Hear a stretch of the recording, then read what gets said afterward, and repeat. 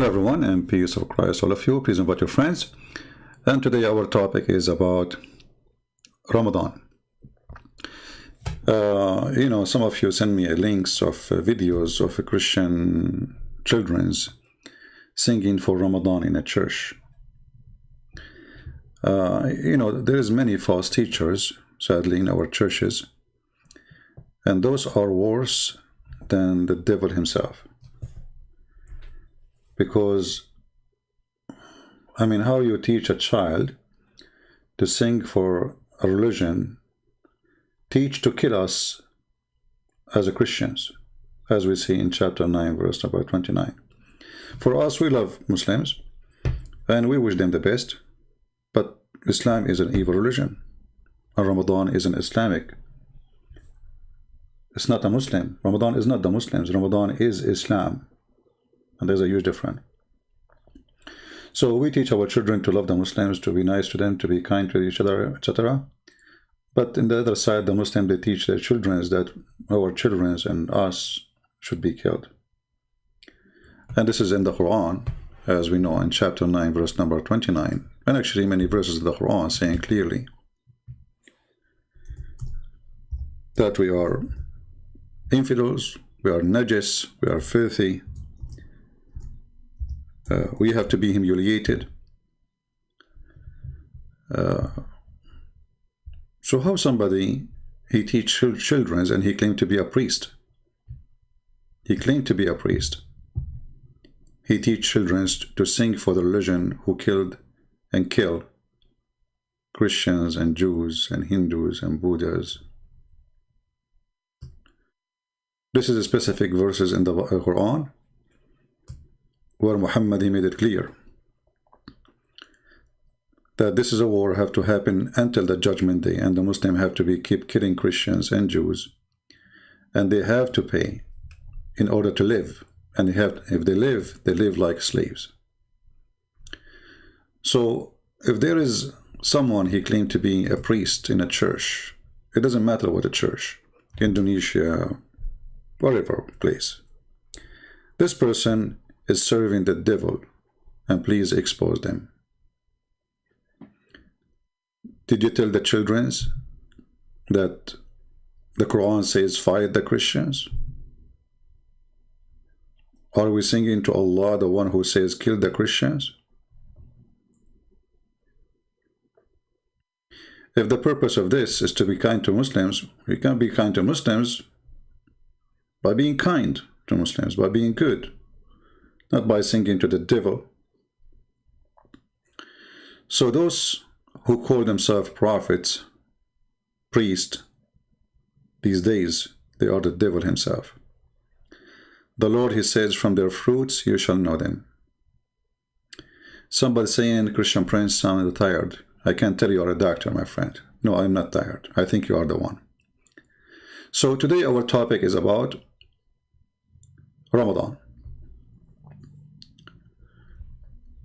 Just 2 or 3 days ago, a Muslim scientist who studied history and the ancient Egyptian, he announced in Egypt, and this is a person who is from the family of the president too, so it's not only a Muslim, he announced to the Muslims that you should know that Ramadan was not only for you.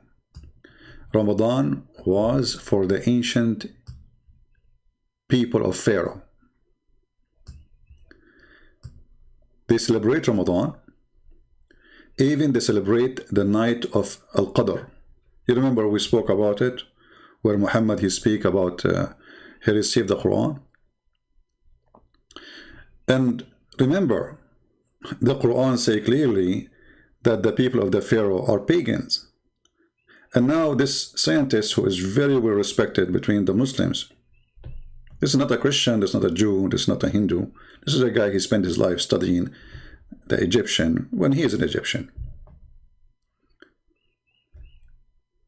When he come with this and he say it, how much that will affect Islam? You know how many times we said to you Ramadan is something been taken from the Sabian? Do you remember? Everything Muhammad he have. is stolen from somebody else, and we will show you today. كل سنة وكل مصر بخير. أول يوم في شهر رمضان المبارك أعاده الله علينا، ولكن كان هناك أيضا نوع من أنواع الصيام. معناها من 1 يناير إلى 31 ديسمبر.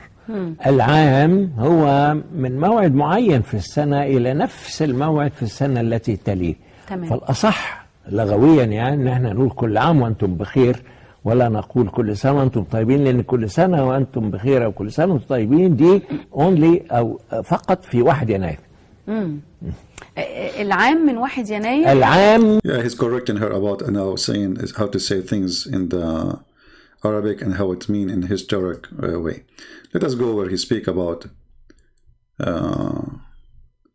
رمضان. الشعيرة الدينية الخماسية. فكانت في مصر القديمة، وما نستغربش طبعا لأن أول رسول هو إدريس عليه السلام، كان 5500 قبل الميلاد، يعني قبل الديانات السماوية ب3000 سنة و500. He's saying the first messenger they heard about, he was 5,000 years and 5,500 years, and supposedly his name is Idris. And Muslim, they have a special name for everybody, you know, Idris. But what does this have to do with this? So he's saying, going back, he says, this shouldn't be strange for us, because there is messengers came thousands of years ago. Okay, but what does have to do with the Egyptian? The Quran say clearly that they are pagans. This is why Allah, he sent Aaron and Moses to the Pharaoh. Listen carefully. واللي اتكلم عن إدريس اللي هو أوزوريس هو القفتي في إخبار الحكماء بتاريخ العلماء في صفحة 1 و2 بيتكلم على إدريس أنه كان نبيا ورسولا، ويعتبر أول رسول لأنه لم يأتي رسل من قبل، حتى آدم كان نبيا فقط ولم يكن رسولا لأن ما كانش. When the Muslims they speak about someone, his name is Idris. Let us show you Idris. Who is Idris? You will be surprised.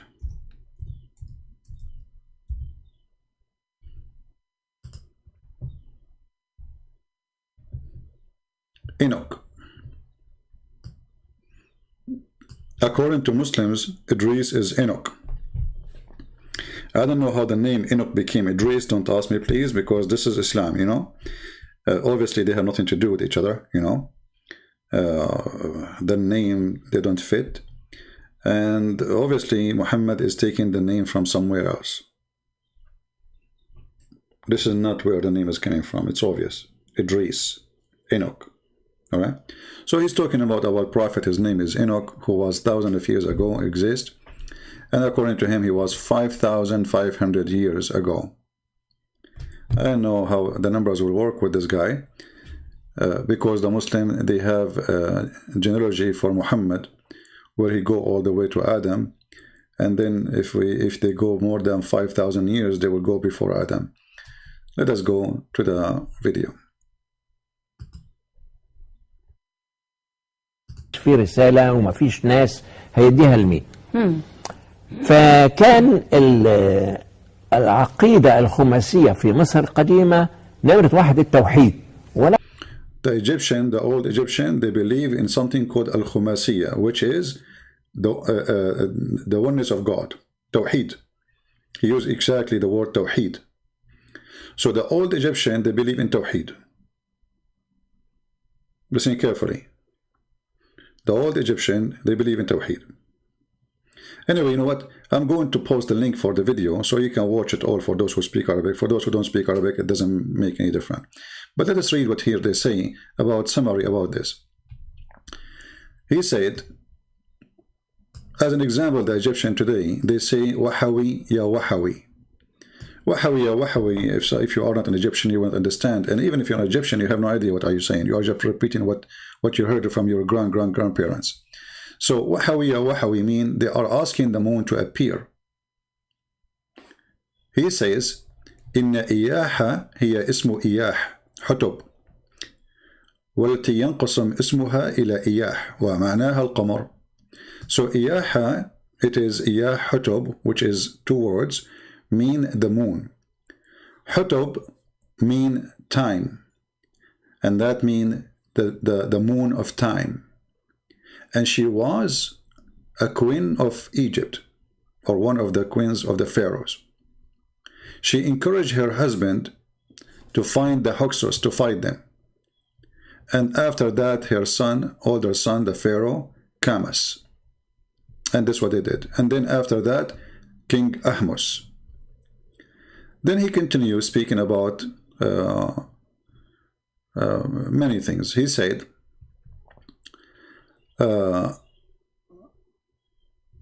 the history of Ramadan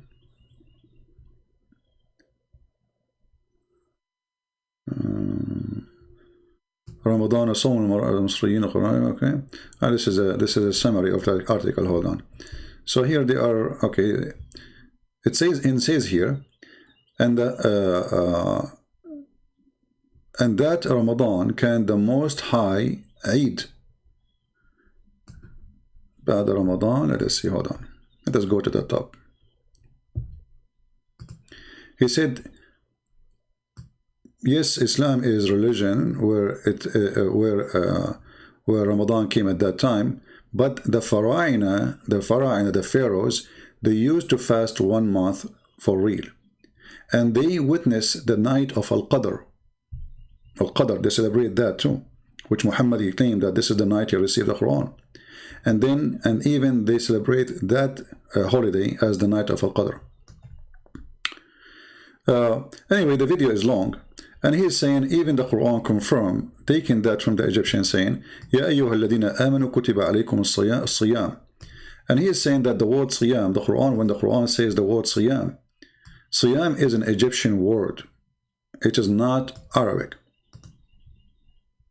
Actually, I would use Google Translation to translate the page, you know, better than just me translating. You can use Google Translation. So here he says, chapter 2, verse 183, it says, he quoted this verse from the Quran. He says, it is ordered for you to do siyam. Siyam supposedly means fasting in Arabic. He's saying this is not an Arabic word, this is an Egyptian word. Siyam. Okay? As-sawm. As-sawm. So here, you will see here, he says in his study, he says that the word sawm is coming from before Islam, from Egypt. He says, and it is an Egyptian, old ancient Egyptian. Tani saw, which means you forbid yourself from food, you know, like you stop eating and etc. Let me post the link for you. You can watch the whole video. And you can use Google Translation. There's many articles about it by this guy, but I chose this one because it's short and the video is there anyway. So if you click at Google Translation, we have to open Google browser. Now, Muslims, they did not notice how dangerous what this guy he just said, because he just demolished the religion of Islam. As simple as that. If you remember many times I told you that the Sabian believed that the Pharaoh was a Sabian. This is why the Sabian, they hate the God of the Jews, Adonai. They call him the devil. They made fun of the Jews' God, who ordered the Jews to practice circumcision. And Muhammad, he took that from the Jews too. So let us go here, translate to English.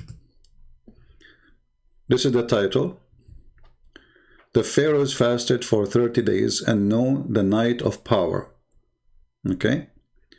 And here you go down. The rest of the article, you know, let's zoom in.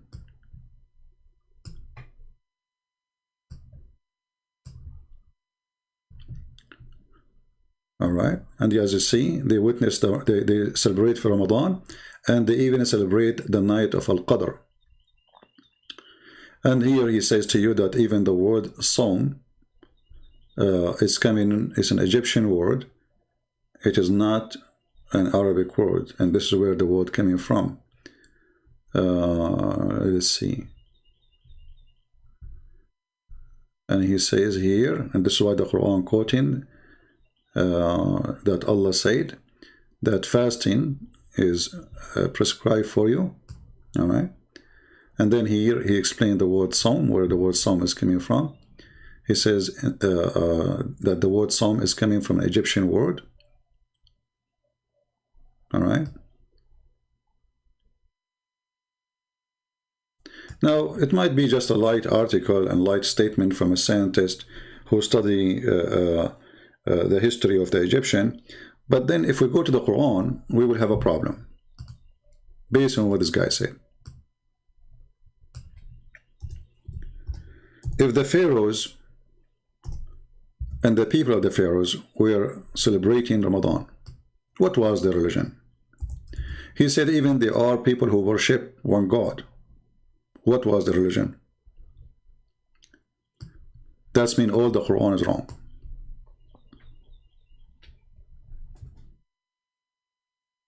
All those verses in the Quran speaking about Pharaoh, the unbelievers, and his people who don't believe in Allah.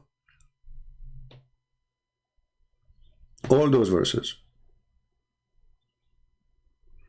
When chapter 7 says that Allah, he sent Moses to the Pharaoh, and he said to him, "O Pharaoh, I am a messenger of Allah for you, to give you a message." And then the Pharaoh don't believe in him, and he don't believe in Allah, and the Pharaoh obviously is a pagan person. The funny is that the studies shows that the pharaohs, they teach their people they are God themselves. So how the pharaohs are gods in the same time they are fasting Ramadan? The people of the pharaoh are fasting Ramadan, but fasting for who?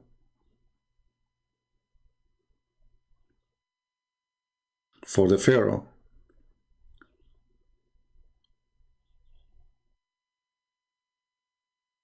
When the Quran speaks about the Pharaoh, and the Pharaoh says, "You believe in Moses? Before I give you permission? Surely this is a magic. This is actually not magic, sorry. This is surely it's a plot, which have applauded for you. Had a makr, deception."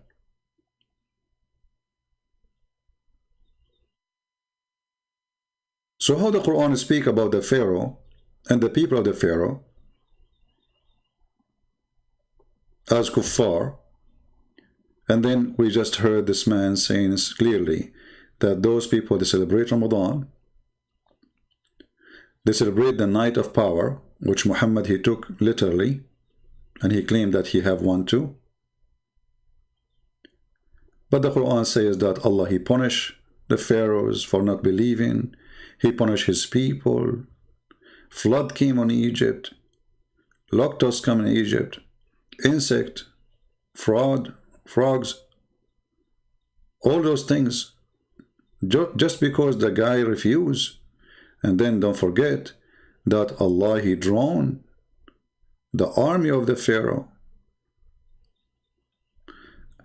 Which means the Quran describing the Pharaoh and the Pharaoh people are evil. But we just heard the guy saying the Pharaoh people, they celebrate Ramadan. Now, if we go on do a little search, what the Muslim used to fast before Ramadan, when Ramadan came, you will find that Ramadan is a joke. Muhammad was looking for fasting. As an example, before Ramadan, Muhammad used to fast. Different fasting.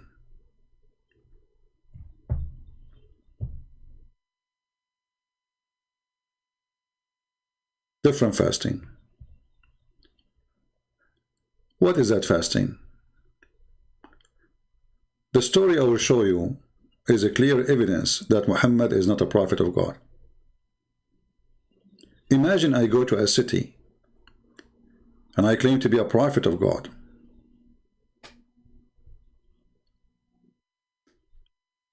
And then I see a bunch of people fasting.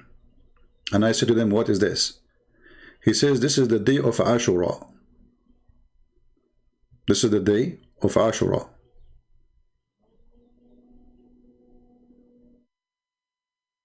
He said, "What is the day of Ashura?"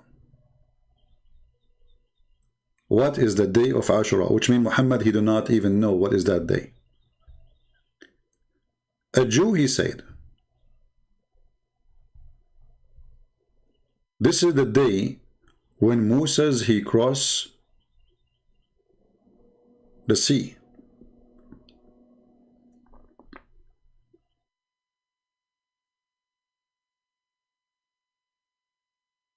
When Muhammad he heard that, he says, well, this is a day for us more than you then. And he started fasting Ashura.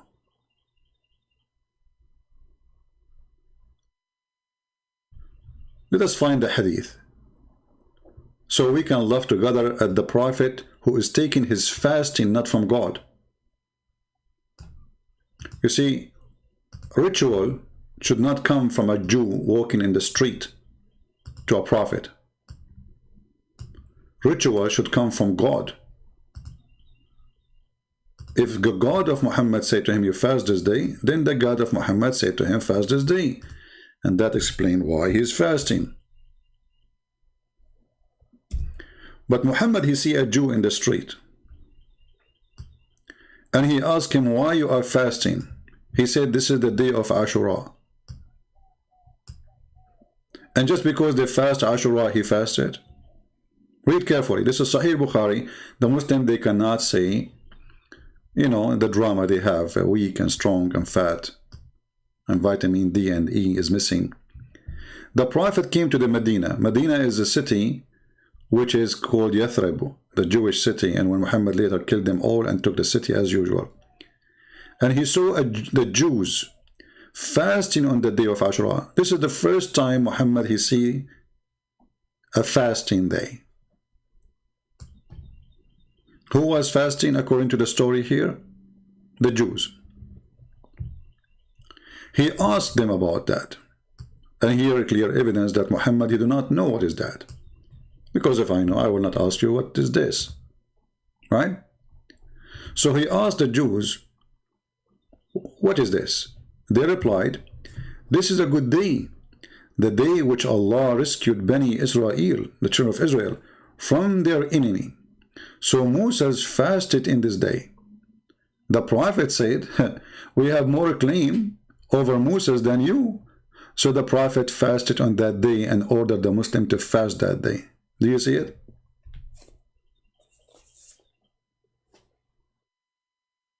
Do we have any Muslim can explain to us how Muhammad he take his ritual from the Jews? What if the Jews are lying? What if this is not true story? What if this date does not exist? And who is a Muslim can show me Ashura in the Old Testament? Where is this guy? The Ashura.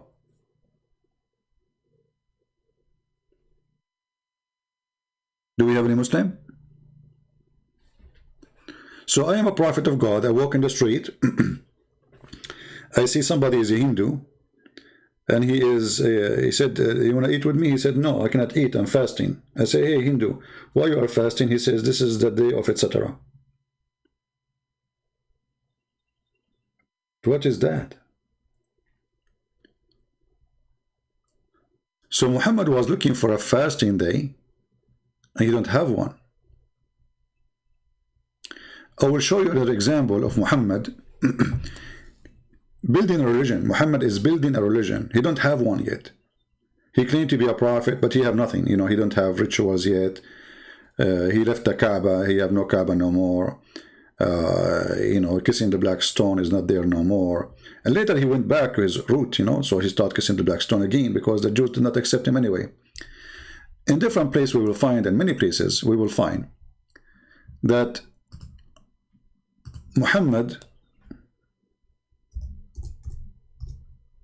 he was very sensitive to the Jews busting him, saying to him, anything they say to him, he considered they are saying to him, you copy us.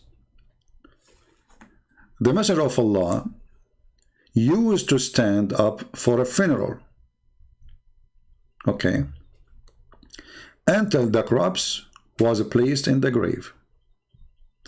A learned Jew here mean a rabbi, passed him and said, this is how we do it. The Prophet sit down and said, sit down, act differently. Here you ask yourself, okay, Muhammad is a prophet of God. He was praying in a certain way. And he used, it says here, he used to pray in a certain way. He used, you see the word used? Which means God knows for how long. Maybe a year, maybe 2 years, maybe 4 years, maybe 5, I don't know. Just a Jew walked by and he said, this is how we do it. Muhammad, he changed the prayer. What the problem with Muhammad then? Was he praying wrong? Or Muhammad, he is saying to himself, they got me busted, I'm praying like them, I have to change it.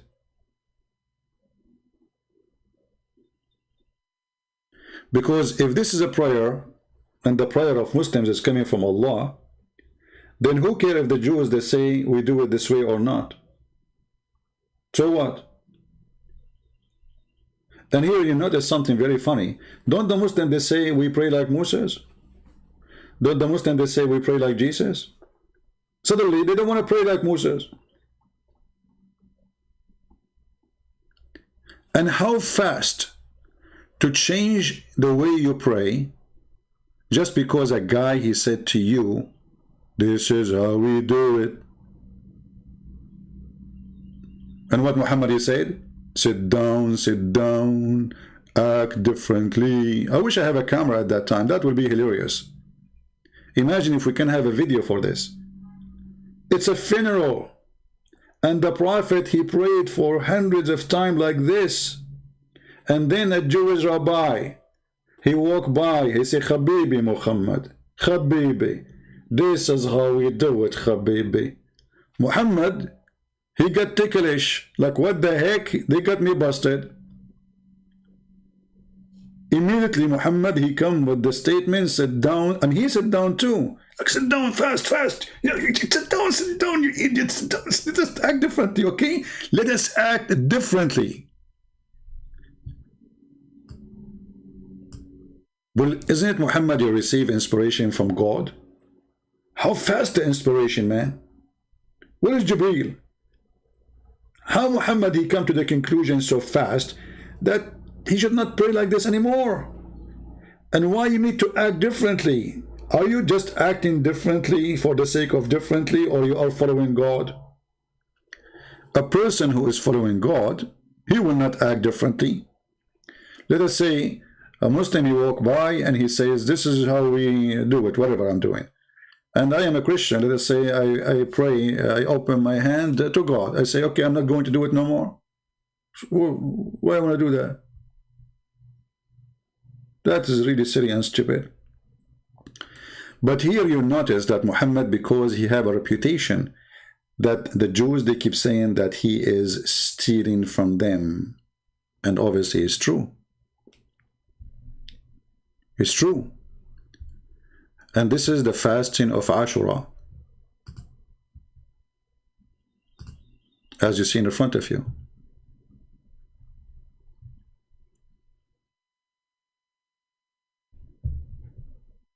And then Muhammad, just to show you how crazy this guy is. The Jews, they fast Ashura in a certain day, in the day of Ashura, which is supposedly the day they fasted for hundreds and hundreds of years. The Muslim, they said to him, because remember, he keeps saying to them, act differently, right? Act differently. But we are fasting Ashura. It's the same. So look what Muhammad said, just to show you that this is the most corrupt, false, stupid man. How easy to expose him. When they said to him, okay, but we are fasting the same day, the Jews, they are fasting. But remember, this is the Jew fasting, supposedly. Ibn Abbas reported when the Messenger of Allah fasted in the day of Ashura and commanded, and look, it says fasted in the day of, on the day of Ashura, exactly the same day, and command that should preserve as fast. His companion said to him, not Allah, they said, Messenger of Allah, it is the day which the Jews and the Christians hold high esteem. Thereupon the messenger of Allah said, when the next year come, God willing, we would observe the fast on the 9th, not in the 8th, not in the 10th.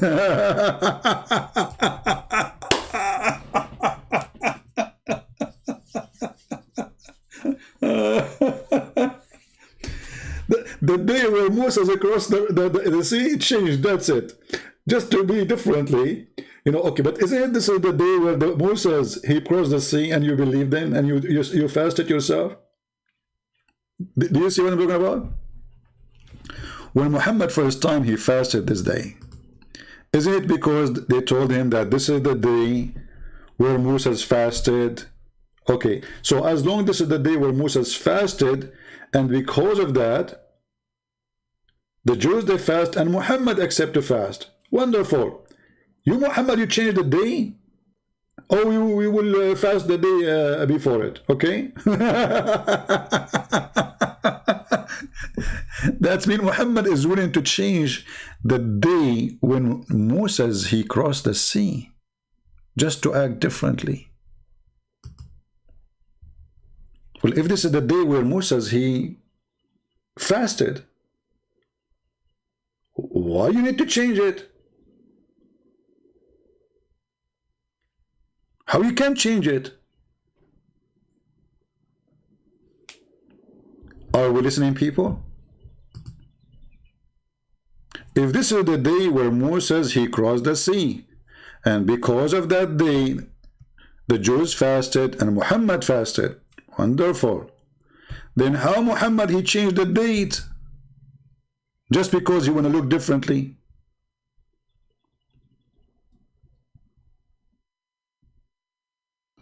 Isn't it obvious that Muhammad is a fraud?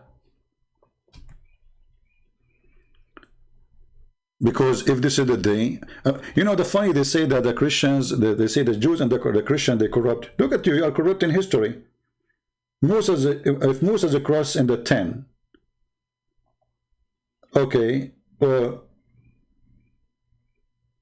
Muslims changing the to 9, why? What is the purpose exactly? We don't want to look like the Christians and the Jews. And the same exactly for the adhan. You know, why Muhammad he chose the adhan? Anyone knows? Is it Allah who told him to do the adhan?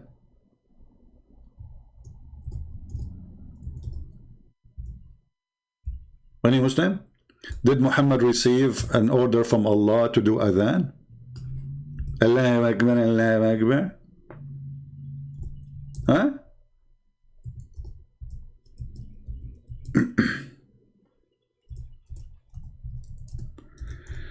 The hadith says, and thank you for the hadith exposing Muhammad. Muhammad was trying to find, as I told you, trying to establish a religion. He don't have one. The Christians, they have the bill, you know. Just Jews, they have, you know, the horn, they called for prayer, you know.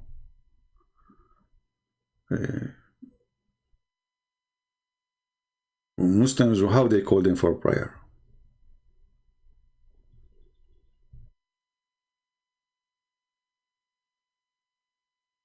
Once Muhammad, he saw a Muslim holding a bill in his hand, and he is going to use it. Muhammad, he said to the man, why you are holding this bill? Are you saying it? The man, the Muslim man, he said, no.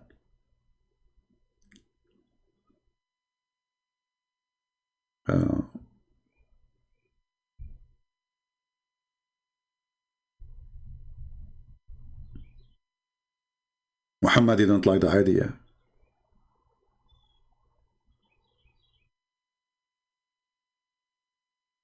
Muhammad, he decided to find a way to call for prayer. Some story, they say that this guy, that he saw him, he is not even a Muslim, he's a Christian, but whatever it is. But then we find that Muhammad, he have a meeting with his companions. And let me find the hadith for you.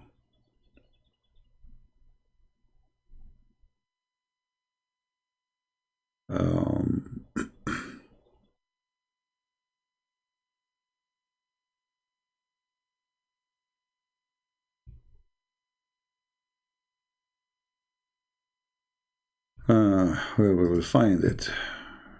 All right.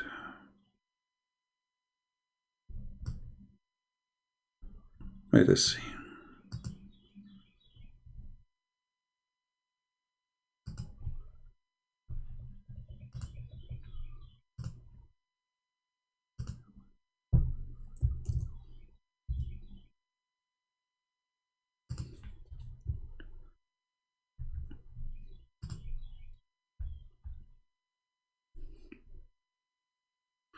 Okay, this is Sahih, so the Muslim cannot say we are making things up. When Allah Messenger ordered a bill to be made so that it might be struck to gather the people for prayer. When the Messenger of Allah ordered a bill to be made so that it might be struck to gather the people for prayer. Muslims, are you there? How Muhammad wanna call the people for prayer? A bill? A man carrying a bill in his hand appeared to me while I was asleep.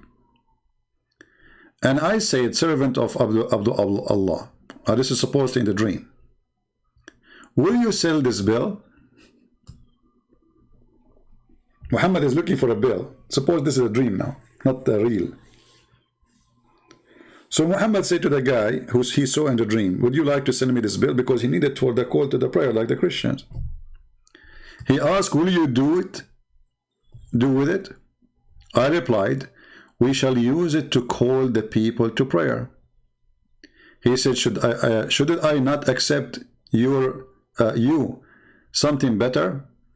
Suggest you something better than that? I replied, certainly. Then he said, he told me to say, Allah is the most great, Allah the most great, Allah the most great, most great.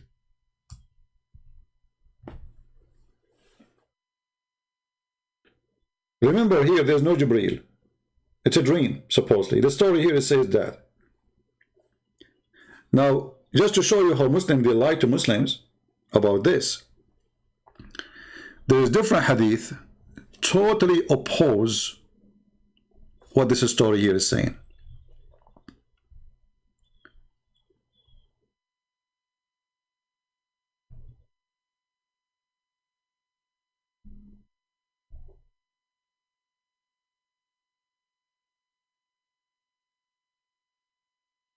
When the Muslims, the companions of Muhammad, as they called them, the gang, they gathered together and they were wondering how we can call people for prayer because people are not able to know when the prayer time is.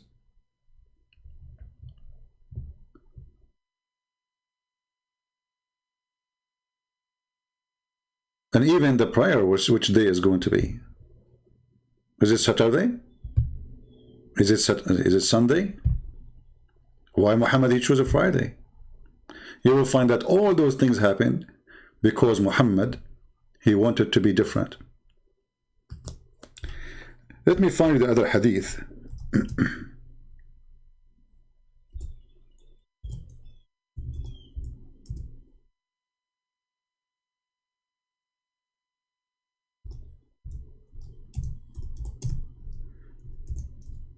About it.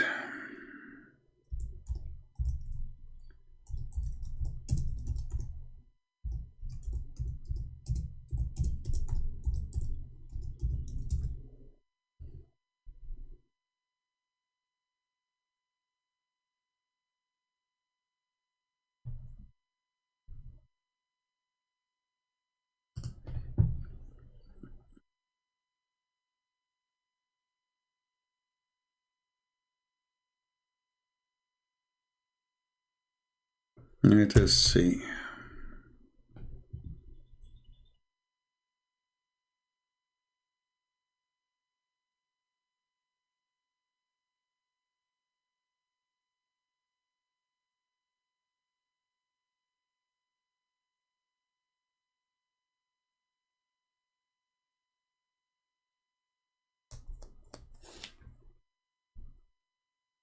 I'm trying just to find the hadith for you in English.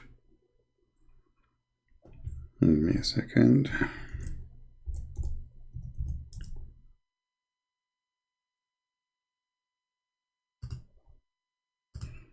All of this will lead us to one thing, that Muhammad is not a prophet. He is just trying to build up a religion. Okay. Read carefully. You see how the story changed now? They are trying to find out how to do the call for prayer. Chapter, the call of the prayer section. And as said, they mention kindling fire and the use for the use of the bell. Which one?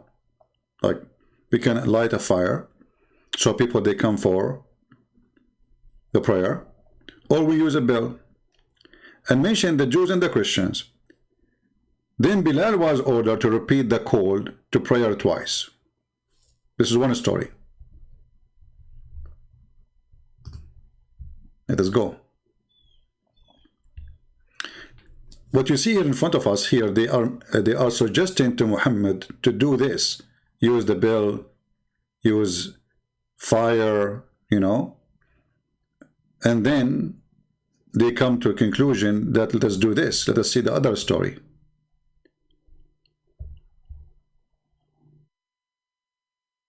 This is the same hadith I showed you already. Look at this hadith. A disaster. This is a disaster. Look at this. This is Al-Bukhari. When the Muslims arrived to the Medina, they used to assemble for a prayer and used to guess the time. They guessed the time for it during these days. The practice of adhan for a prayer had not been introduced yet. Once they discussed this problem regarding the call for prayer. Some people, which means some Muslims, companions of Muhammad, suggest to use the bell like the Christians. And this is why we see Muhammad himself, he ordered to make a bell. Others proposed a trumpet like the horn of the Jews, to use by the Jews. But Umar was the first to suggest, read carefully, Umar was the first to suggest that man should call the people for a prayer. Oh boy. And this is Al-Bukhari. So the story about the dream is false. This is Sahih. And this is Al-Bukhari. The first one who come with the way to call for a prayer is not Allah, is not Jibreel, it is not Muhammad. It was in a discussion about what to do to solve the problem. And as usual, the solution come from Umar. Umar al-Khattab, he says in some hadith, says, Allah, he agreed with me in 10. Some they say 5, some they say 3, some they say 7. Including the Kaaba. Why the Muslim they face the Kaaba now? It was Umar. Hijab. Who is the one who made the hijab? Allah or Muhammad? No. It was Umar. The ritual of the house of Abraham, Umar.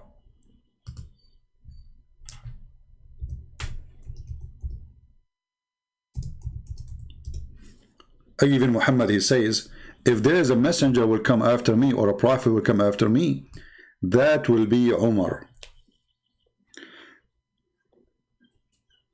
My Lord concurred with me. My judgment, between my two brackets, my judgment, on three occasions. In the case of the station of Abraham, in the case of observing the veil, and the case of the prisoners of Badr. And those three, by the way, they are different from story to story, which means they will end like 20, 30, 40, 50. And you will find that the most important things in Islam is made by Umar. I mean, look, the Kaaba is Umar. The hijab is Umar. The adhan is Umar. So what is left?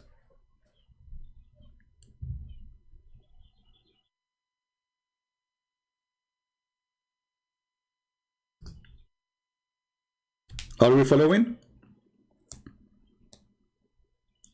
The Kaaba, his order came from Umar. And then Allah, he took the verses of Umar, the same as I have said. Look, this is al-Bukhari. Umar, he says clearly that Allah, the verses came the same as I said was revealed. Read carefully. So this verse came down the same as I had said was revealed. Do you see it?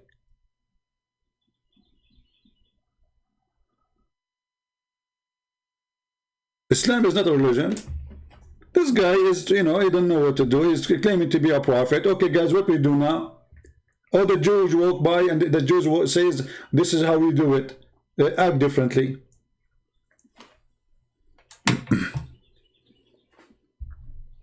This is a religion.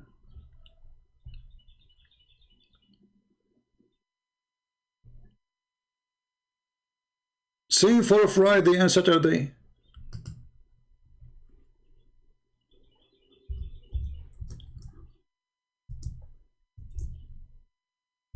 Why Muhammad he chose Friday instead of Saturday? That is a question, by the way, Muslims don't dare to answer. As all the questions anyway.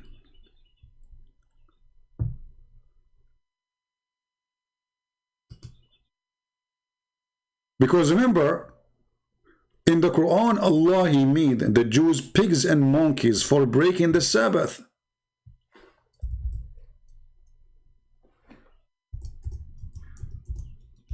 You remember?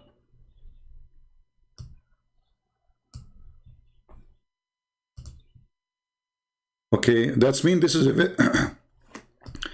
this is the day for Allah. That's it. This is the day for Allah. You broke his day, Allah will make you a monkey. And by the way, I saw a lot of monkeys around me. They are breaking Sabbath, I mean, look like Allah, he stopped making monkeys since then, and the funny, by the way, if you do work in Saturday, Allah will make you a monkey, but if you rape at Saturday, Allah will not. If you kidnap a child or, no, he will not, no. If you, you do anything, I mean, only for breaking Saturday, he will make you a monkey. And what those Jews, they did not do anything wrong. I mean, according to the story, they did fishing in Saturday. There's a cartoon on the internet. I don't know if somebody have the link for it. It's funny. You can watch it. It's a draw, and like it's an images.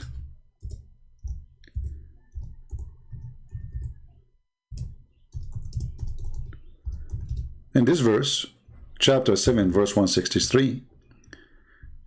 The story speak about the Jews who did fishing in Saturday. And Allah, he made the fish come only in Saturday. Allah playing games. So the fish disappeared the whole week, and those are villagers who live in an island supposedly, and they don't have any source of food. So what Allah he do, the Muslims, they say this was a test. Okay, what kind of test? You make them hungry, they will eat. So those people who Allah he made the fish or the whale come to them only in Saturday, and they run away in the rest of the week. And then when they get hungry, Allah he cursed them and he made them pigs and monkeys.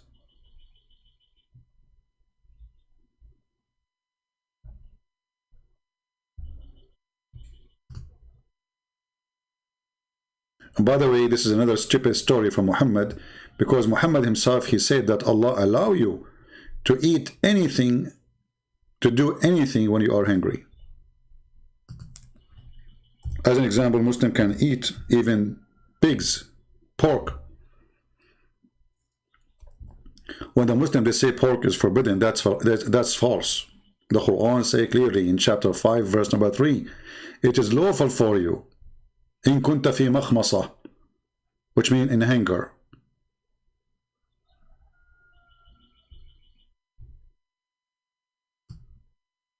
The translation here is severe hunger. Severe hunger. Right? This is the translation of Muslims. Makhmasa mean Well, this is what is available. It's not your choice. So you can eat it. In the same time, isn't it Allah, He made all the food of the Jews and the Christians lawful for the Muslims?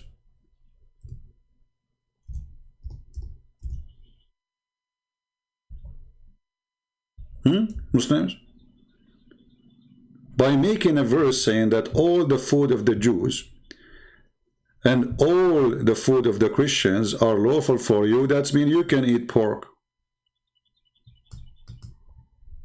And the halal propaganda machine is broken, because it's what the Quran is saying.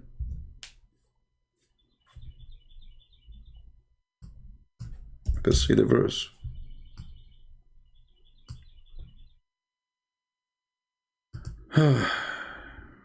Okay.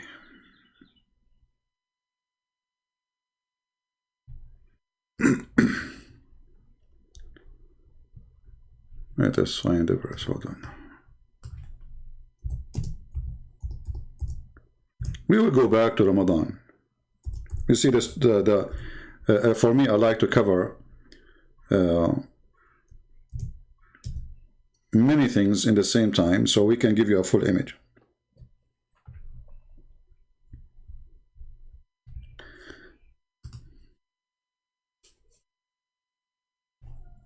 I know what translation that translation is. What translation? Why the translation is so long? I mean, this guy, he's making it like a Hilali and Khan.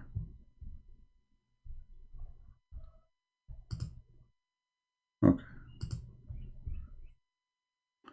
This day, all things made pure, lawful for you. All things good and pure. All things are pure. All things is good. Okay, what does that mean?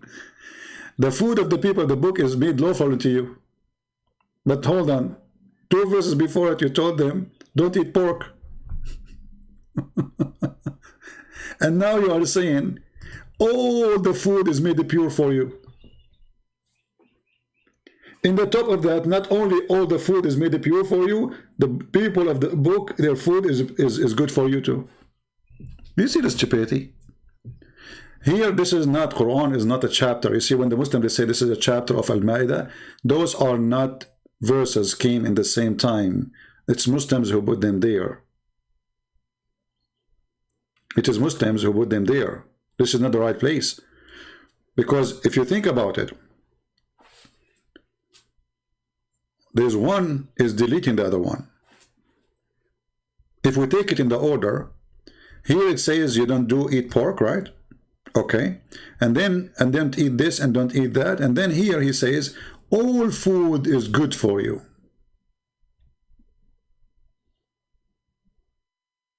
All is pure.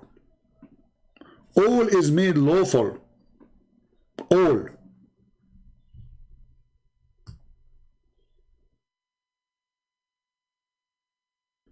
In the top of that, you can eat the people of the book food, and you can even have sex with their women. Because he made a verse before saying, don't do that. Here you see Muhammad is switching moods. When he wants, you cannot eat the people of the book food. And when he wants, you can. Okay, what happened? Why they cannot and now they can? What happened? Any Muslim can tell us?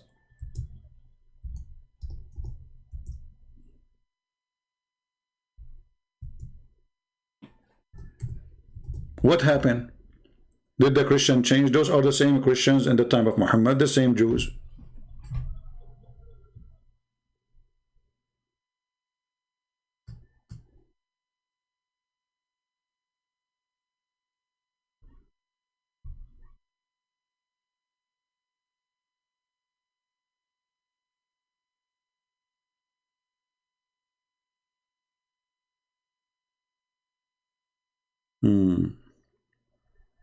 But as usual.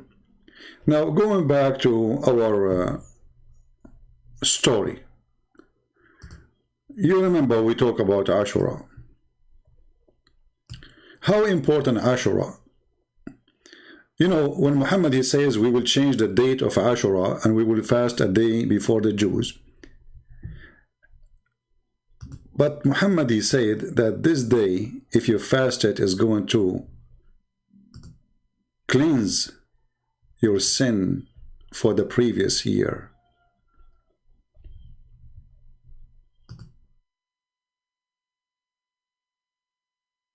Let me find you the hadith.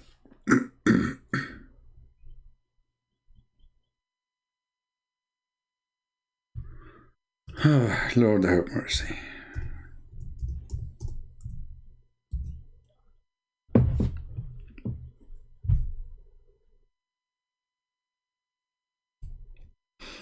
Look at this hadith first. Okay, we'll go back to this one. Let us go to the one we want. Look at this. The Messenger of Allah was asked about observing Ashura. See here, this is the 10th of Muharram. You see the 10th? But we showed you in different hadith, Muhammad, he promised next year, because the Muslim complained, this is what the Jews, they celebrate. He promised them we will do it in the 9th. You remember? Remember, right? We will change it to the 9th. See it? This is Sahih Muslim, hadith number 11348. So they told him, but this is this day where, you know, the Christians and the Jews, they respect. It's in the 10th. So Muhammad, he promised them, if we live, inshallah, we are going to practice it in the 10th. Sorry, in the 9th. Not in the 10th no more. All right. But look what Muhammad did. Muhammad told them that if you fast in the day of the 10th of Muharram, Muharram is the name of the month, that fasting in that day, in that date, will cleanse your sin for a year proceeding.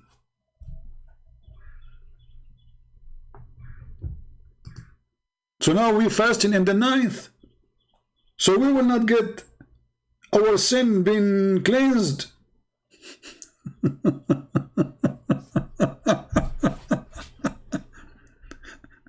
Do you see how this guy is making up stories and making up fasting and making up rules and making up reward? You just told them if you fast in the 10th of that month, in the 10th, not in the 9th, not in the 8th, not in the whatever, if you fast in the 10th, that will clean your sin. Okay, hold on. There's no Ramadan now. Ramadan does not exist yet. Okay. Why this day, if we fast it, will cleanse our sin for a year? Well, the Jews, they are fasting this day all their life. That means the Jews are going to go to heaven guaranteed. And according to the hadith here, even the Christians, they fasted. That means the Christians, they are going to go to heaven because you fast this day. Okay, guys, I'm going to do sleep around, kill, rape, steal, and then I fast Ashura. Look how easy this religion is. I mean, look how silly, look how stupid, how disgusting. So you go and you do all the garbage in your life, and then you fast. Okay, today I'm going to sleep. I will take a nap fasting. I'm fasting, you know. This is the religion of God.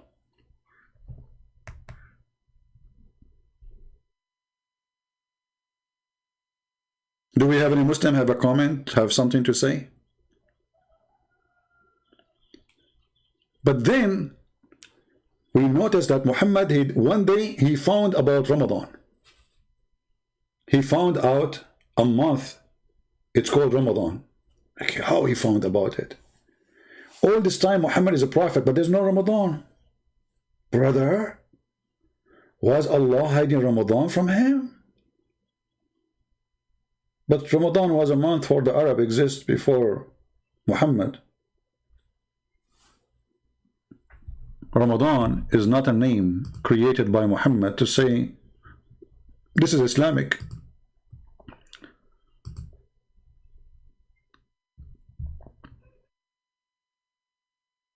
Do we have any Muslim want to say something? How Muhammad he switched from this amazing day, which you fast for one day and erase all your sin. Okay, Muslims, if you fast Ramadan, is going to erase your sin for the previous year? Not only that, actually.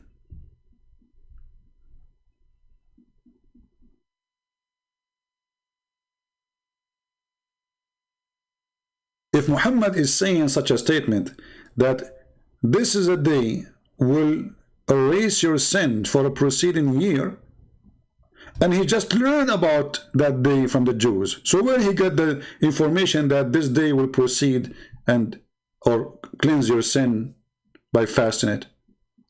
He just learned this from the Jews. Yesterday he did not know about it. Where was Jibreel? Where was Allah?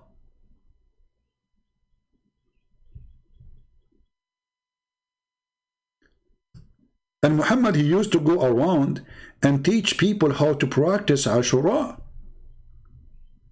Hey people, let me tell you how to do it. Okay, you start eating for a little bit. You did? Okay, continue the day fasting.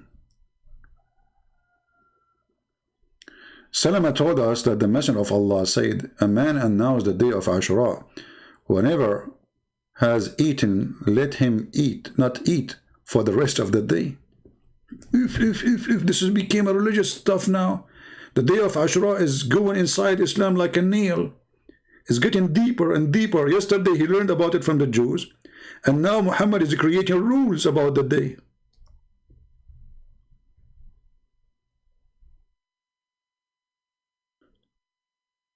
And then Muhammad, he start after Ashura, he want to create a, like, you know, a habit. You see here the Christians, you know, by the way, the Muslims, they think Christians don't have fasting. We don't talk about it, but we have fasting more than you can believe it. Just to let you know, if you go to the Orthodox or even the Catholic Church, you will see that there is two fasting, the major fasting, but the whole year there is fasting. There is fasting every week, but there's two major fasting. Like we have now, the Easter is gone for those who celebrate the Western calendar, and those who celebrate the Orthodox calendar, the Easter is not yet. They are fasting for 40 days before the Easter.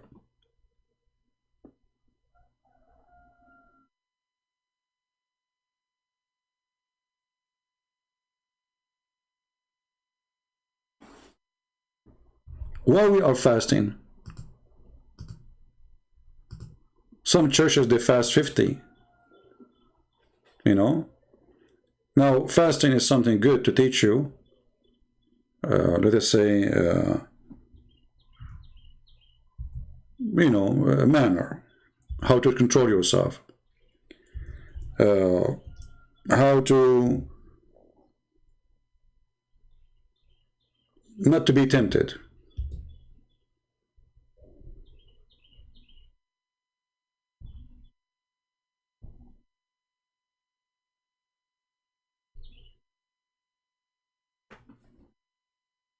And obviously Muhammad trying to find a religion, trying to find a way. The Christian, they have fasting, the Christian, they have Bill, the Christian, they have Saturday, Sunday.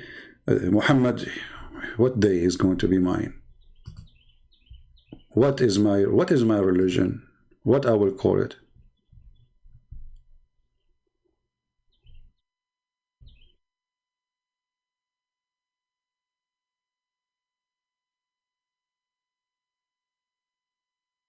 Do we have any Muslim want to say anything?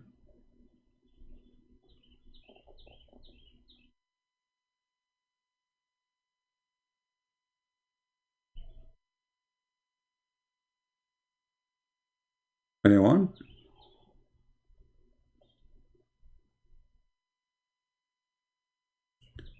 Then Ashura suddenly became not important.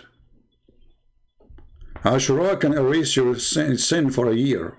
Okay, what happened now? You Muslims, what happened to Ashura? Why you Muslims don't celebrate it? Don't make a fuss about it, big noise. Huh? Is it important or not? One day, Muhammad, he met with a Sabian.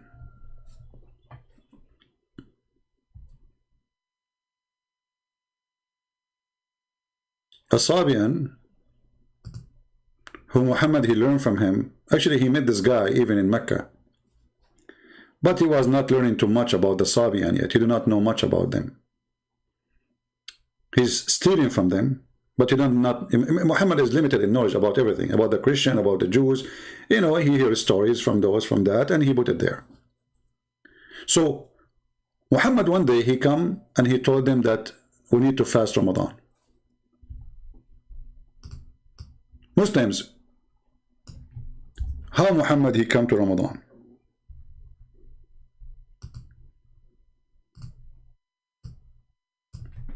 If we go to the Quran, we will find the word Ramadan appear once.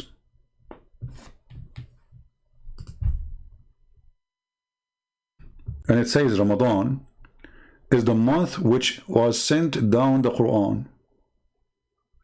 The Quran is a guide to mankind.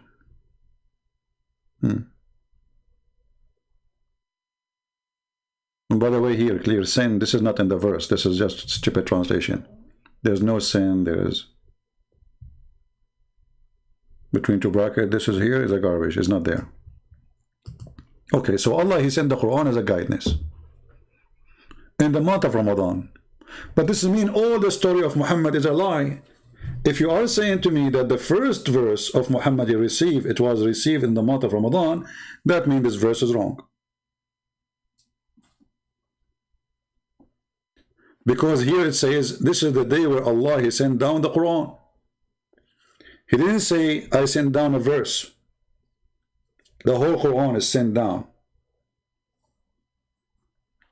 Okay. And is Ramadan a month?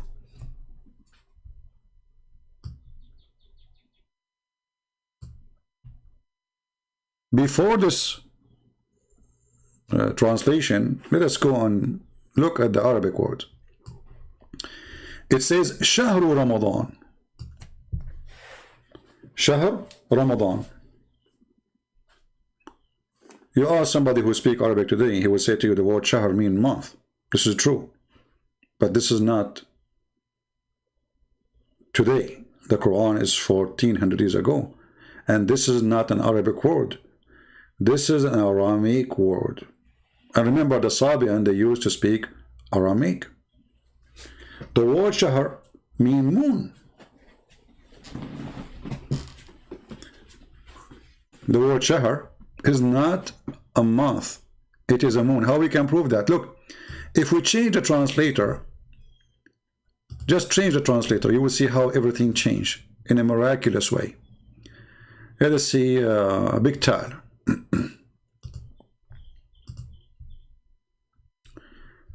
Here he says, the month of Ramadan, in which has revealed the Quran, guidance for mankind. Clear proof of guidance. Okay. And then here, who's ever of you present, let him fast. Does it really say that? No. It says in Arabic, فَمَنْ شَهِدَ مِنْكُمُ الشَّهْرِ شَهِدَ مِنْكُمُ الشَّهْرِ. Whoever eyesighted the shahr, the moon. This is why the Muslims, they are celebrating, saying, hey, Allahu Akbar, we saw the moon. You see how they lie to you, and even the translation, they corrupt their Quran to deceive you that they are not following the moon. Whoever of you sight the moon, not the month. You cannot sight a month, you idiot. So whoever of you, and what moon? It have to be the crescent moon. Change the translation. The month of Ramadan. Like this guy, he made Ramadan. Aman Rabbi Aman. Ramadan. Ramadan became Ramazan. Okay. Is that which Quran was revealed guidance? Okay, and says it clear. Okay. Whoever of you present in this month. How you can present in this month? I mean, it is an option to present or not. What do you mean present in this month? This month is coming. We like it or we don't. It's a month. If it's a month. The verse saying, whoever sight the moon. Like, what's wrong with those, Abdul? Let us change the translation. Sahih International. Maybe we got lucky. Maybe. Look at this. Look at this. So whoever sights between two brackets the new moon of the month. There's no month. You just said the new moon. Let him fast it. Bingo. Okay, what moon exactly we need to sight in order to celebrate Ramadan? And what if we cannot sight it?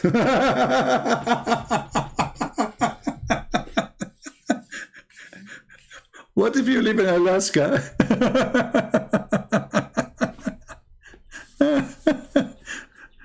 What if you live in Norway? What if you live, if the weather is so bad for 2 or 3 months? What do? The Muslim, they come with solution, brother. We wait a day or two and then we celebrate anyway, you know. But the Quran says, whoever of you sight. If we go and read the interpretation, you will see clearly it says, you have to sight the crescent moon. I would like to ask the Muslims. So this is not a month. This is not a month. Ramadan is not a month. Ramadan is a moon. And that moon is coming and we are waiting for him. That moon we call him Ramadan. فَمَنْ شَهِدَ مِنْكُمُ الشَّهْرَ. Whoever sight the moon. See here the translation, how it deceived. Look, how this guy, ask yourself, how this guy here translated the word month instead of the word shahr, which mean moon. I mean, why here you are adding the word moon? Where do you get it from?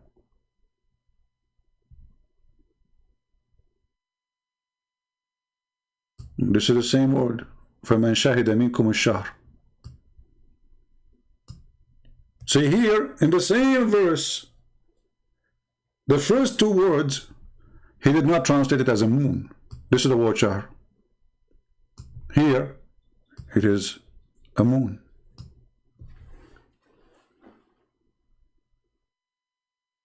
Either he did that because he's an ignorant, or because he's a donkey, trying to corrupt. You choose one. Both will make you a donkey. So whoever of you, the moon of Ramadan is where Allah He sent the Quran.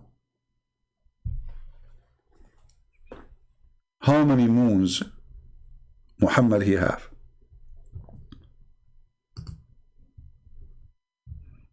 Do we have any Muslim have an objection?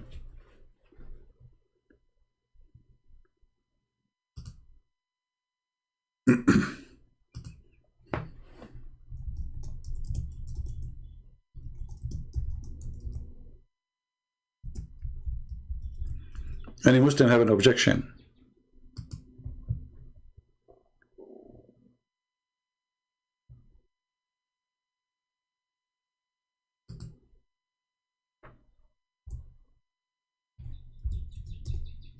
All of you agree with me? That's nice.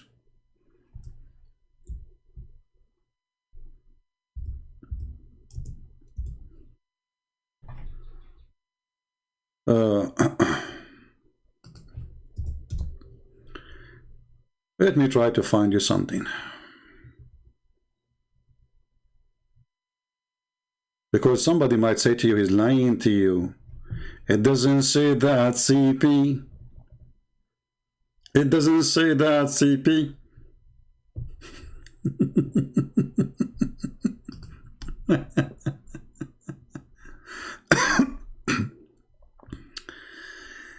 Let us try to find an old Hebrew or Aramaic dictionary.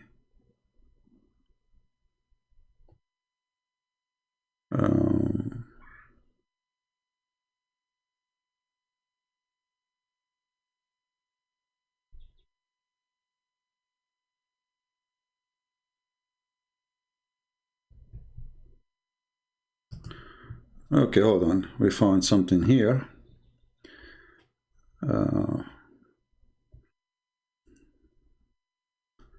Which will take us back to the Egyptian. Let us see.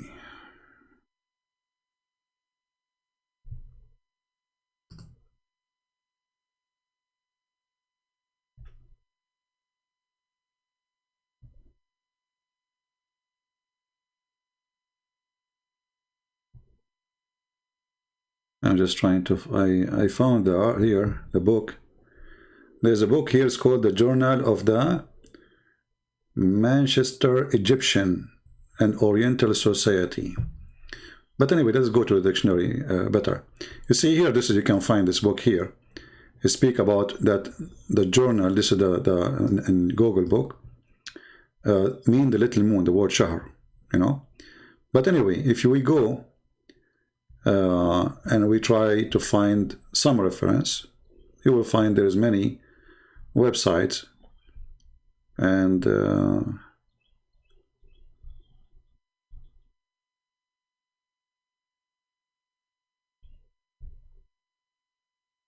I click at this one, but this is a book of an American writer. Oh, this is a PDF file.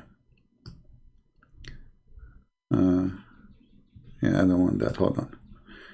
Let me see if I can find a dictionary. Hebrew.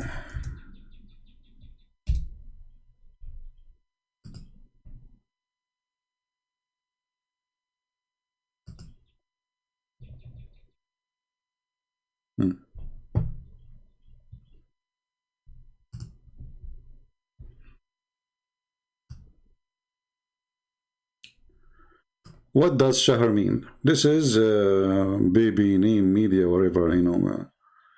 I hope no sound here. Do we have a sound? Okay, what shahr is coming from? They will say to you in Hebrew and in Arabic, it's coming from the word moon. You see the word moon? Shahr. Yeah. But still I want to find a dictionary. Hold on.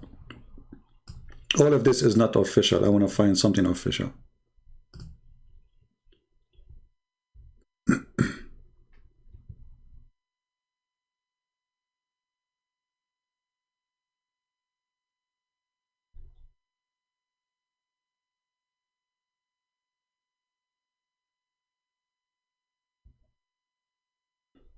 Like what we are finding now is Wikipedia. I mean, you cannot take it as a source. Anyone can do editing. Uh-oh.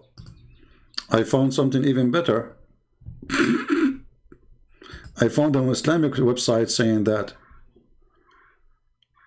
Oh boy. Let us put it on the screen.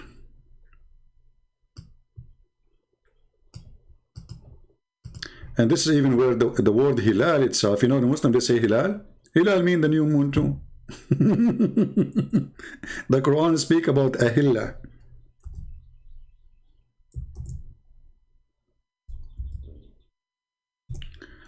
Let us see, hold on.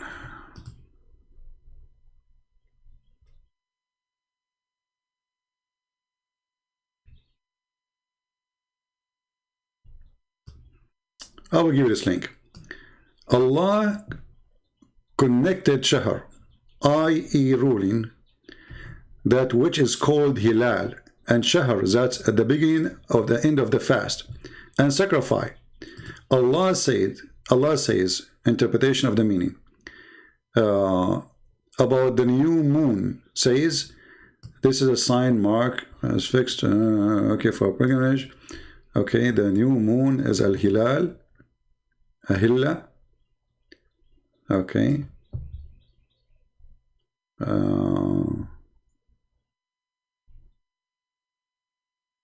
Anyway, so here they are saying clearly to you that the word shahr is about the moon.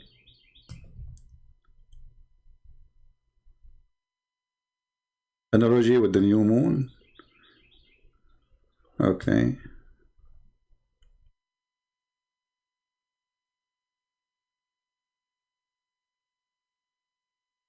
See, whoever of you sight the new moon of Ramadan, do you see it? So Ramadan is a moon. And whoever sight the new moon, because Ramadan is a moon, who appear once a year. And this is what the Sabian, they believe, the Sabian, they go, they have 2 cities in the north of Iraq. So they say goodbye to the moon last year, when the end of Ramadan is over. And then when the new moon coming, they go to different city. And they wait for the new moon. That is Ramadan. So whoever of you sight the new moon, which is Ramadan. Let me post this link for you. This is a Muslim website, which is even better to use, because now a Muslim cannot say, this is, you know, fiction, it's a lie. You can save it.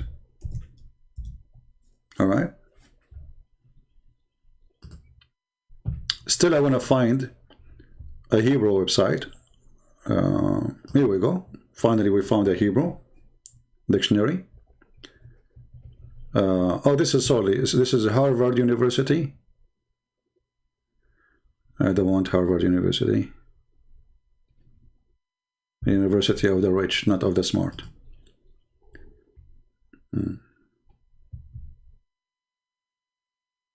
Okay, here we go. We found a Hebrew dictionary.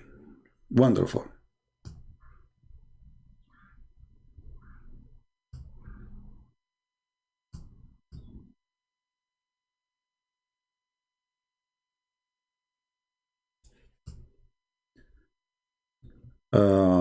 Ocarine Jude. This is what? This is Safira Ken Dictionary. I don't know what this dictionary is about.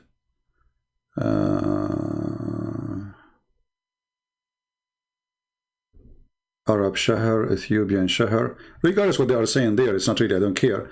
But just I want to show you that the word Shahr mean moon and mean the moon god too. It's the crescent moon.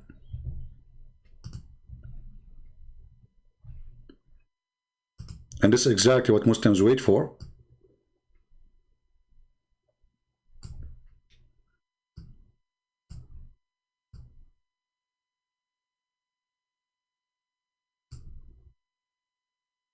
You see it? The word Shahr, this is the word Shahr, is the moon. Which moon? The crescent moon. Even if we go to the Islamic websites, like the Tafsir website,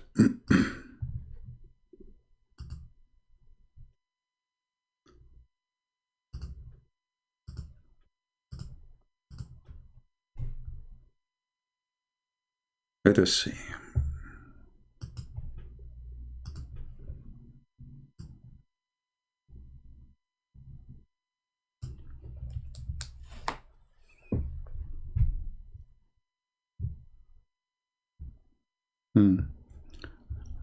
You see, you remember I told you that the verse saying that Allah, He sent the Quran? He sent the Quran, right? Look why they are trying to solve the problem. They said, these days of the month of Ramadan, wherein the Quran was revealed from the preserved tablet to the earthly heaven on the night of Al-Qadr. We showed you that the Egyptian, as the Muslim scholar in the video, he said that the Egyptian, they have the night of Al-Qadr and they celebrate Ramadan. And this is the belief that when revelation came down from God, to the one who present him in earth. All right? Let us change the interpretation.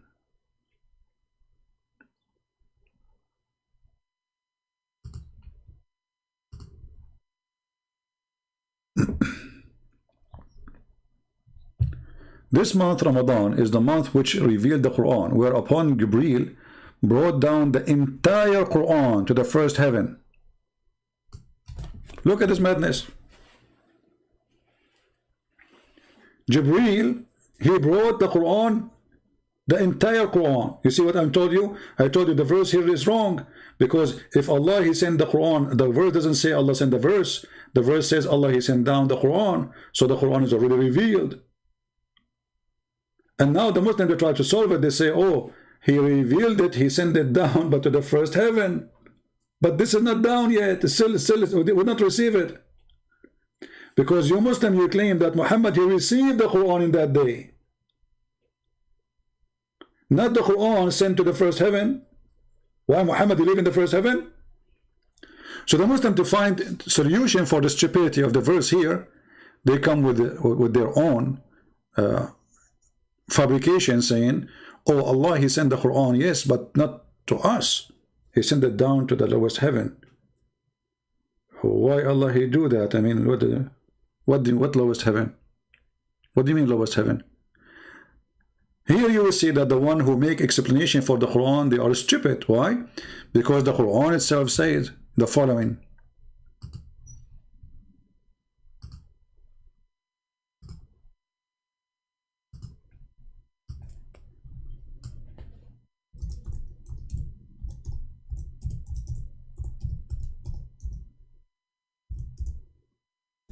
I'm typing in English.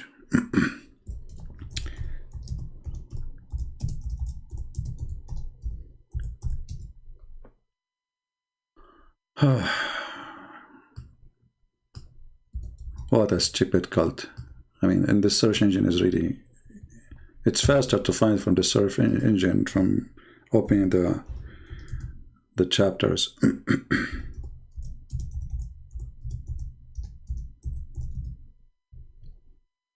All right. So if we go to the chapter of Al-Hajj, and remember, this is Al-Hajj chapter. In this chapter it says that the angels, Allah, he arranged the affair from the heaven to the earth, and they will go up to him on a day which is equal to 1,000 years if you're counting. Okay, so where is the Quran? Where is the Quran? You see, if the Quran, because the angels, they get their orders from the Quran. They don't see Allah. All the Muslims agree that the angels, they get their orders from the tablet. But they just told us that the tablet is in the lowest heaven, according to the interpretation. But the verse here says, he arranged every affair from the heaven to the earth, then its affair will go up to him in a day, up to him, not to the lowest heaven. So the tablet is there. And the funny, Allah have a tablet. I mean, what is that? You know, Allah, he wrote the tablet and he put it between the eyes of an angel. His name is Israfil. And this is another story Muhammad, he stole from the Jews. If you ask the Muslim what Israfil mean, they don't know. What Jibreel mean, they don't know. What Mikael know, they don't know. There are names, they stole them. Did you ask yourself why Jibreel, his name is Jibreel, not Jibreel Allah? Because Il is a word meaning God in the Aramaic language. And even in the Hebrew.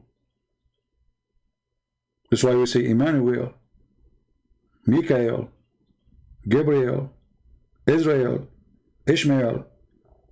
All those words end with Il. Il is word meaning God. So how come the angel of Allah, he end with Il, and we cannot find Il anywhere in the Quran? How suddenly Quran became Arabic, but the names, they still belong to different religion, belong to different language. If the Arabic is the most favorite language for Allah, how come all the names He have for us are foreign names? If you ask the Muslims, okay, who is this guy Abraham? What Abraham mean? They don't know. Ishmael, what Ishmael mean? Isaac, Jacob, Israel. They don't know, because everything in Islam is a theft. So Allah, He sent the Quran in the month of Ramadan? No, He sent it in the moon of Ramadan. And whoever of you witnessed that moon, whoever of you sight that moon. Let me see Ibn Kathir in English, what he is saying about this one. Let us see how much they deleted from the interpretation. Usually those things are not important for them, so they don't delete much. Let us go to Ibn Kathir.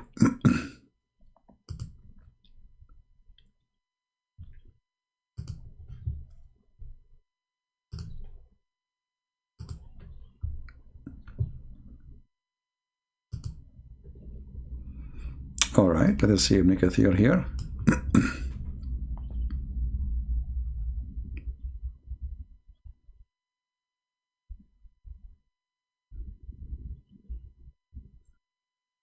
Okay, hold on, I think 185. Why we are here? Why is taking me here? Oh, this is 84. I was wondering why it is. Okay.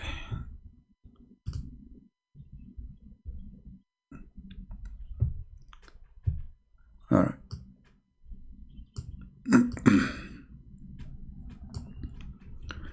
Look here how they try to lie to you, but in the same time they got themselves busted. So whoever of you sight the crescent on the first night of the month Ramadan. Where is the word month and where is the word crescent? Are you adding words, or simply how Ibn Kathir he come to the conclusion that this is the crescent moon? Because simply this is what the word shahr mean. Shahr mean moon. Allah, He have 12 moons.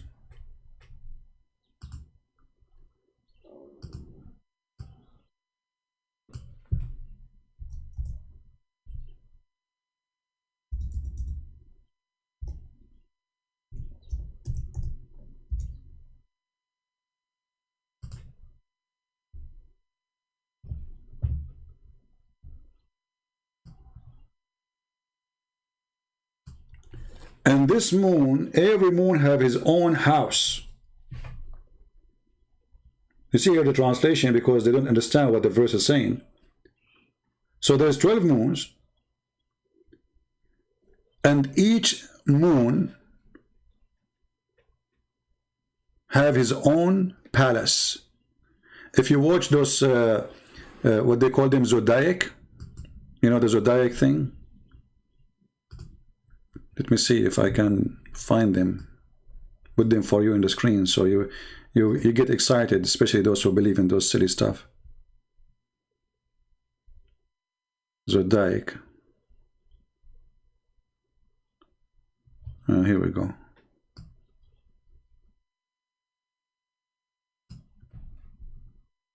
I will put it. Let us see.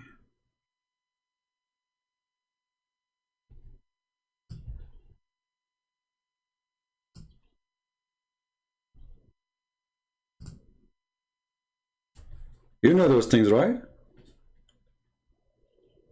The zodiac. Those they present houses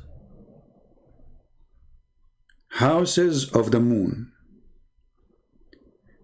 And the moon is the one who is in charge of what you will be and what will happen to you. You will be a happy person, a sad person. You will be worthy, you will be filthy, you will be bad, you will be good, whatever you will be. Muhammad, he took from the old legions everything with no exception, and he adopted. And even in the Quran, Muhammad, he made it clear that there is 12 moons if we go. You see, we proved to you already that the word shahar mean moon, right?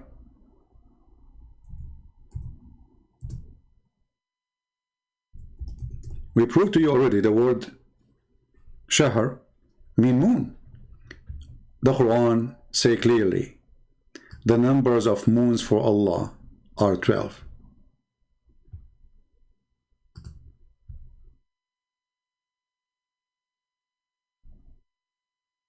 The number, let us put the screen for you again.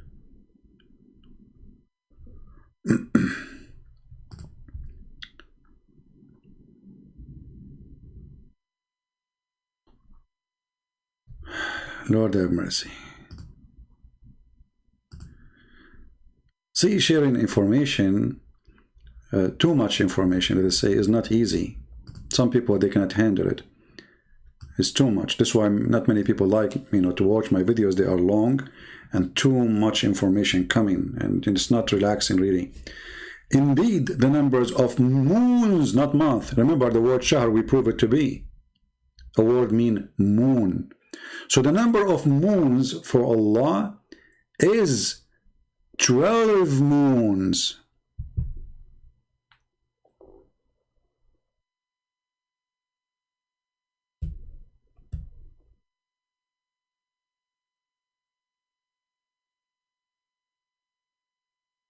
The Arab who decided to fix the problem which they inherited from others, the lunar moon, they used to add every 3 years 33 days.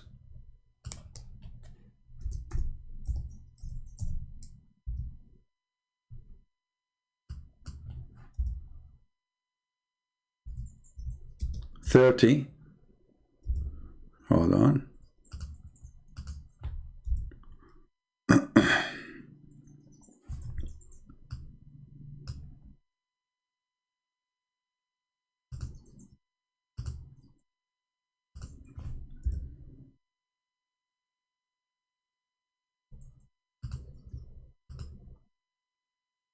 In chapter 9, verse number 37, Muhammad, he called those who try to not to practice the Sabian.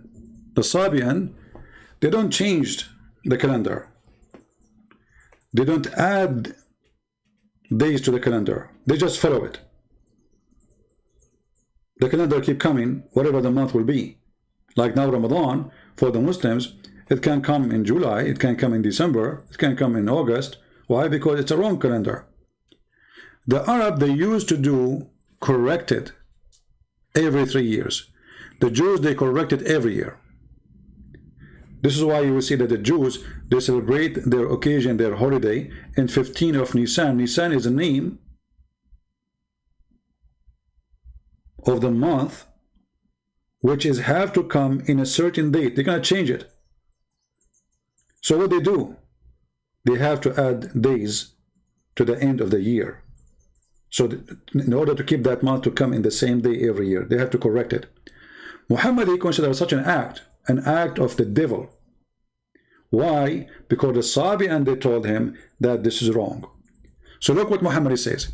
Indeed, post, adding months to the year of Allah is act of kuffar.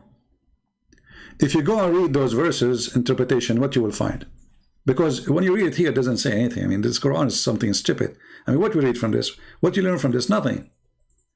What indeed postponing restriction of when the second month is an increase of disbelief? What does that mean?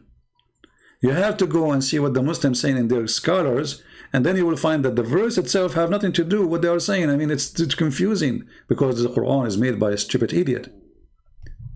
And his language doesn't fit with the mind of anyone who can understand Arabic. So if we go to the Quran interpretation, chapter 9, verse number 37.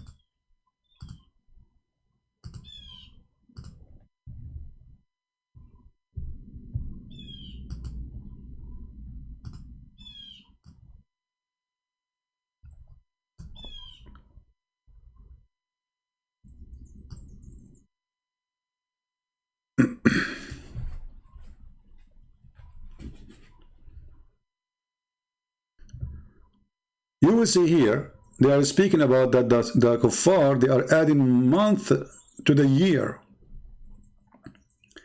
That they make up, that they match the number of months with Allah, which has, we make it holy.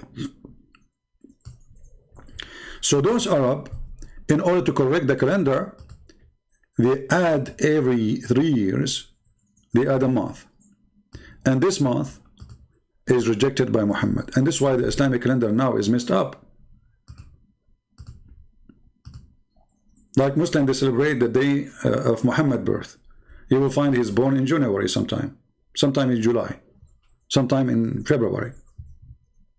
It's all over the place. Why?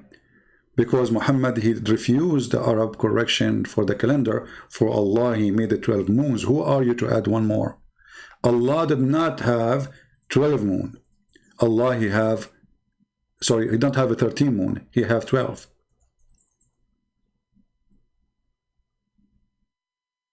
So we have to preserve the 12 moon of Allah. And the one who add a moon to the moon, he is committing evil.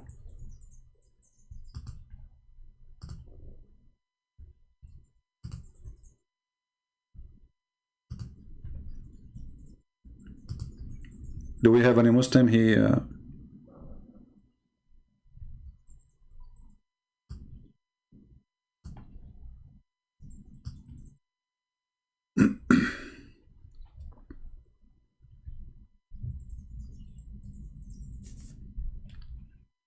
See, they are delaying a month. How they delay that?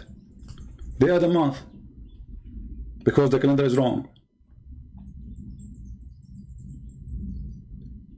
You cannot delay it, but if they don't delay it, the calendar is screwed up. Your Ramadan, it might come in December, and a few years after, it might come in July. Every year, the calendar of Ramadan is different from the year before it. If we go right now and search in Prophet Google, peace upon him.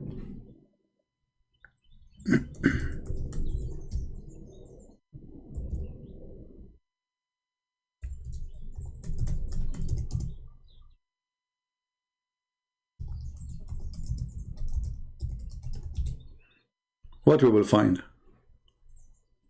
I just searched Prophet Google. It says to me that Ramadan, depend in the year, you know, like whatever year you are in. Every year is different. Look at this. So how this can be a month? This is a moon. And Muhammad saying to them, whenever the moon come, the moon come. The moon of Ramadan, we cannot delay it. It's not up to you. So the month of Ramadan, I want Ramadan only. Hold on, is that Ramadan only? Look what they're saying to you here. Due to the Hijri calendar related, the Hijri year are given as well as help clarify, etc. Okay, let us see. Hold on. I want just Ramadan. I don't want all this garbage.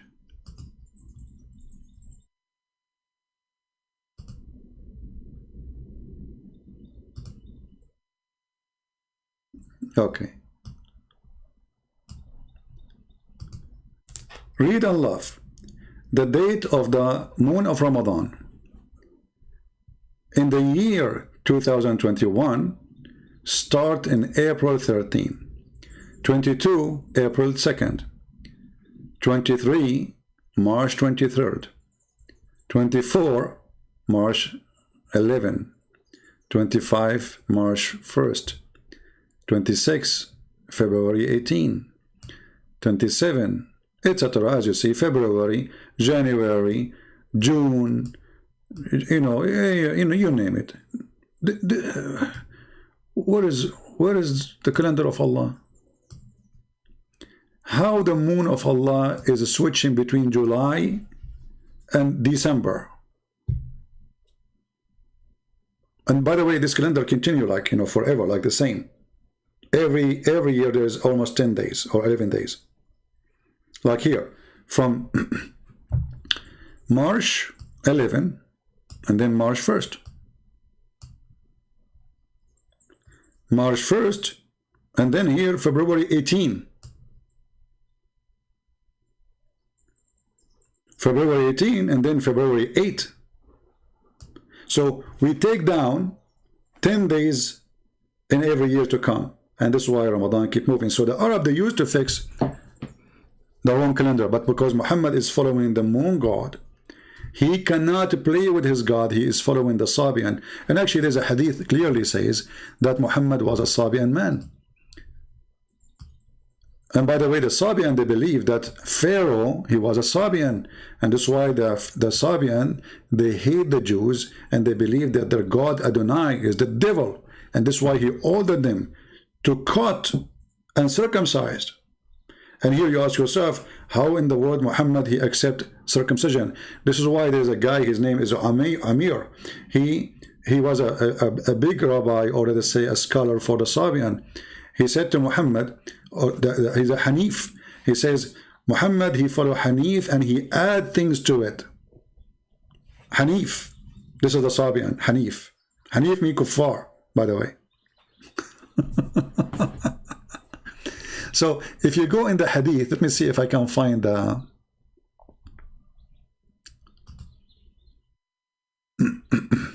okay, I found it. Let's put it in the screen.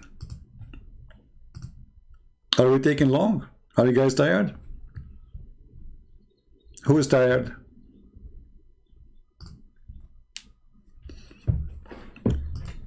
Look at this hadith with me. Muhammad, he was with his gang looking for victims as usual to rape them, steal their money, take their women. So they needed water. So they went, searched for water, and they met a woman who was sitting on her camel between two bags of water. They asked, where we can find water? An old woman, she is getting her water. She replied, I was there, and which means she is pointing her fingers there. This hour yesterday, and my people are behind me. They requested her to accompany them. She asked where? They said to Allah messenger. She said, do you mean the man who is called Sabi'i? Do you see it? What the Muslim, they said yes.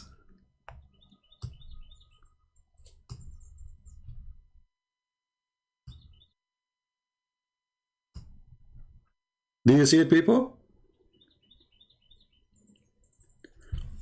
The woman, she said, is that the man who people call him Sabi'i, which means from the Sabian?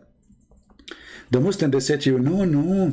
At that time, anyone leave the religion, they call him Sabi. What's wrong? Sabi is Sabian. What is Sabi? Okay, anyone leave religion, they call him a Christian? Sabi is the name of religion.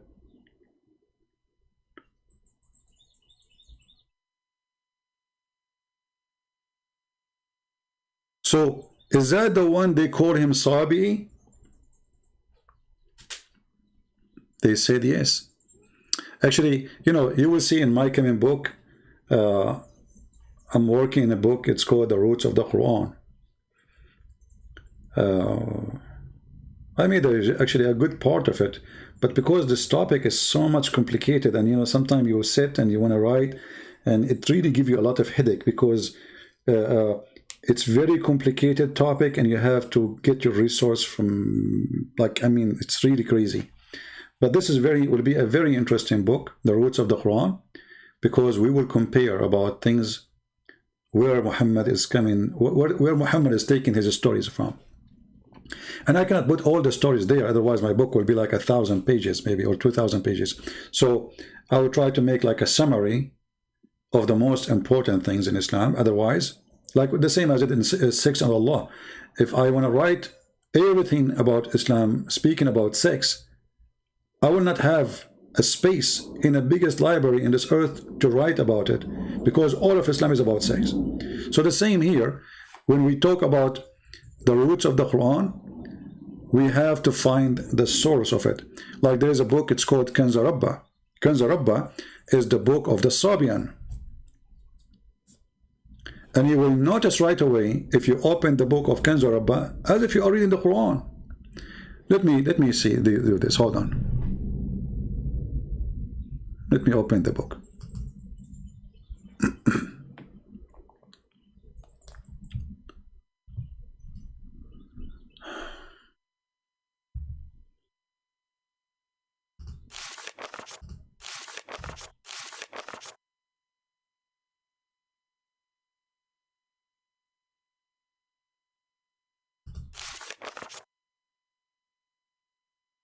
I'm just flipping the book. This is the book of the Sabian. It's Quran. It is literally a Quran. And actually here in page number 14, this book have right, Kanz Rabba right, and Kanz Rabba left. It might be confusing for you, but the book is divided to 2 parts.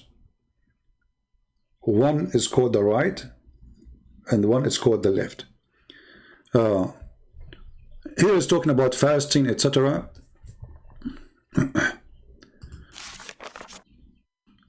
But if you read, you will see that it is Quran. Even the way it is made, it is Quran.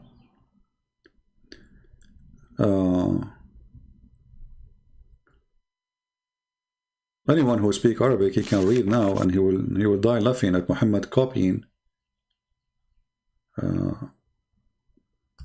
from the Quran, from this book a lot.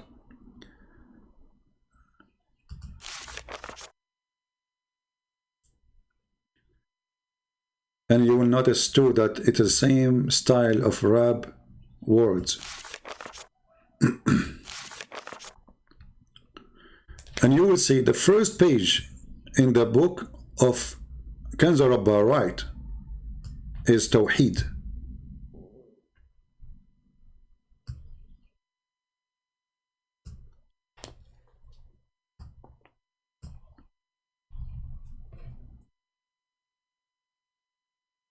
Do you see it?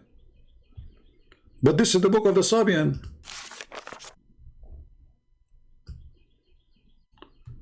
This is Kanz Rabba, right? Okay, how Kanz Rabba right? Speaking about Tawheed.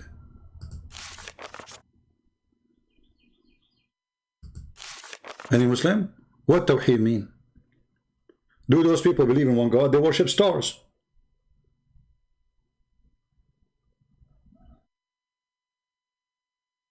They worship angels. Actually, even their name, they call themselves Al-Mandanaiyin. The word Mandanai is a name for an angel who is like a god for them. He is the one who created them. He is the one who made things.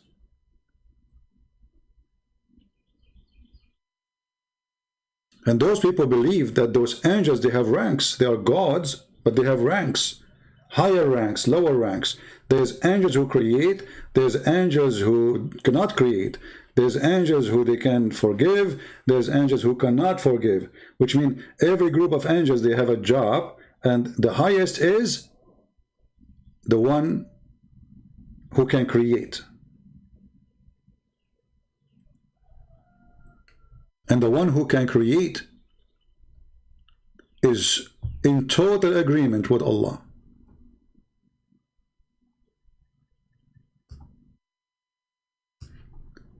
Actually, there's a story, if you remember, when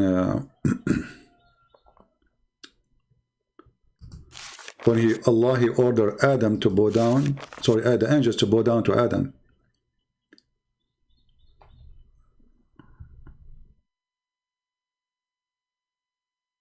Let me see.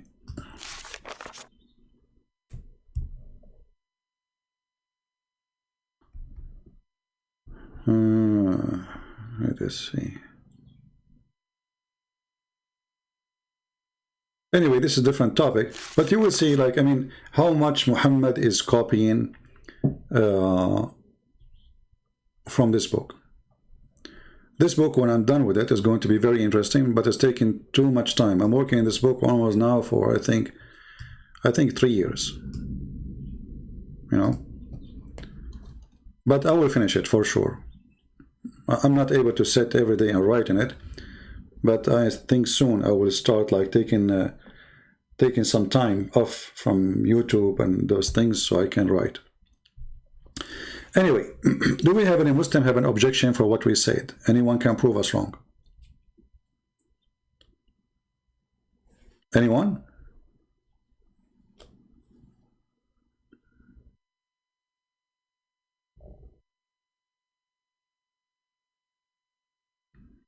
If you remember, we explained to you before, Tawheed, it does not mean oneness of God. Tawheed means uniting God.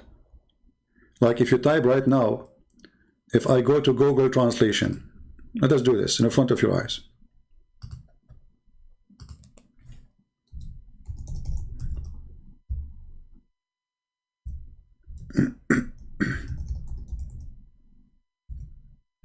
All right. I will type the word Tawheed in front of you.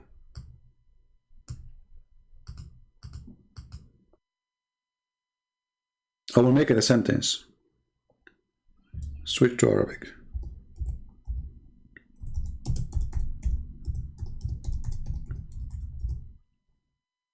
Okay, choose Arabic.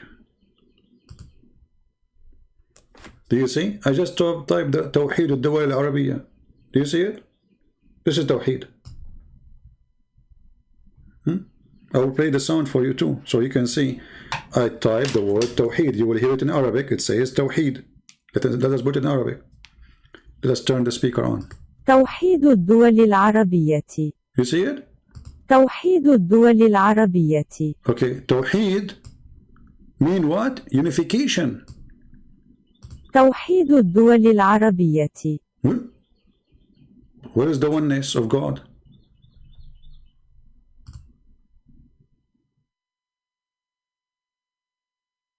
Do you see it? Tawheed is unification. You don't unify something is one. If something is one, you do not need to unify what is one already. It's one. It's united. And actually, you don't unite the one is one, because uniting the one make it not one. Because obviously you just united together. So Tawheed means unification. So when we say in Arabic, توحيد الدول العربية, we are saying the unification of the Arab countries. توحيد الدول العربية. So where is the oneness? توحيد الدول العربية. I don't see the word. Let us see here. The unification of the Arab countries. Man, her voice is scary. Thank God I'm not married to her. I don't want to wake up and hear this voice every morning. What she said? The unification of the Arab countries. She must be a machine, man. This voice is annoying. Hey, Google, find a real woman talking, man. I say, oh, Google, and do we have any Muslim? So they try to fool us, and they say, we believe in the oneness of God, but you don't. You don't. It's a lie. And you remember before we mentioned to you when Allah, He said in the Quran, if we like to have a partner, a wife, lahu, or lahu is a woman. The word lahu mean women.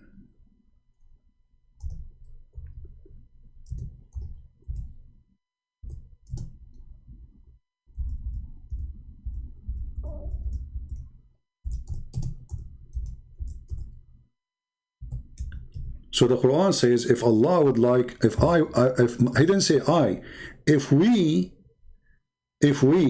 had intended to take a partner, a wife, we will take it from ourselves. Okay, Allah want to take a wife from ourselves. If Allah is one, who is ourself? Who he will marry from? And look at the funny translation that says our presence. But it doesn't say that. You change the translator, you will find the Quran changed, totally changed. This is big tab. Let us go to different idiot. Look what happened. We just changed the translator, we did not change the book.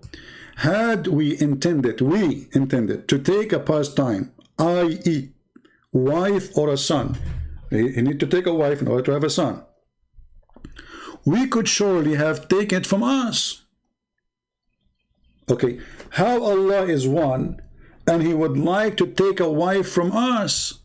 Allah is going to have sex with himself like shaitan. Shaitan, according to Muslims, Allah created for him, the first shaitan, Allah created for him a penis in the right thigh and a vagina in the left thigh, and then he shake this into this and he do nikah, and then he, which means if himself, and then he laid 10 eggs. True story.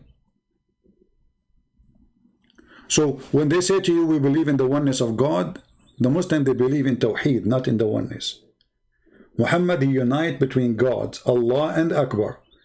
Allah, Al-Lah, Al-Lah, God Lah, the moon god, and Akbar, the sun god.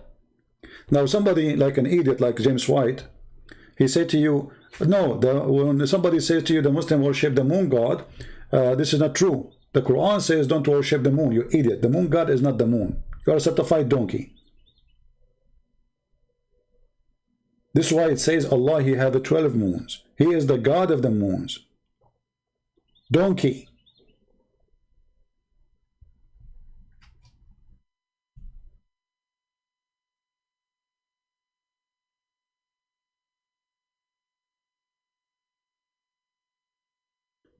This is why you see Abraham,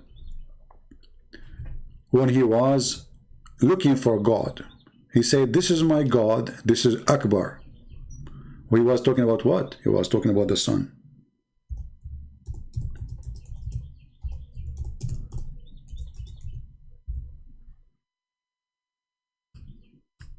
Chapter 6, verse number 78. So Abraham first, according to Muhammad, he started worshipping the planets.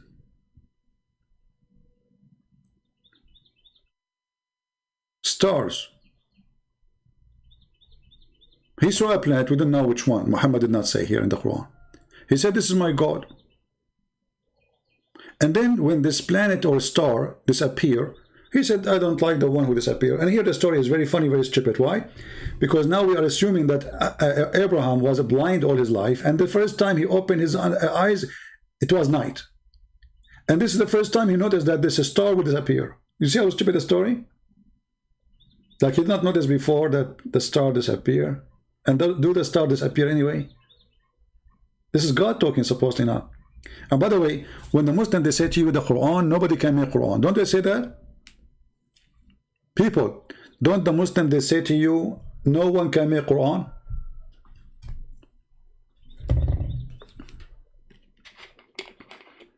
Is that correct? I just said Allahu Akbar. Allah is the name of the moon god. Akbar is the moon god, is the sun god. This is why here, if you go down, it says, when he saw the moon rising up, he said, this is my Lord, but it said, so unless my Lord guide me, I shall not surely be among the erring people. So he was worshipping the moon, not the moon god, you know. But then he saw the sun, and he called the sun Akbar.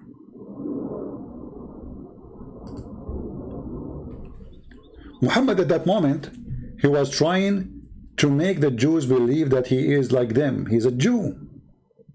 See, Muhammad is like Obama. He's a Muslim with the Muslim. He's a Jew with the Jew. Like Obama, he go to Egypt, he quote the Quran. Obama, he go to Jerusalem, he wear the hat of the Jews. Obama sit with the atheist, he make fun of the Bible. Obama sit with the gays, he is a gay. This is how to be a president, you know. Corrupt word. So when he saw the sun rising, he said, this is Akbar. He did not say this is a greater. He says this is Akbar.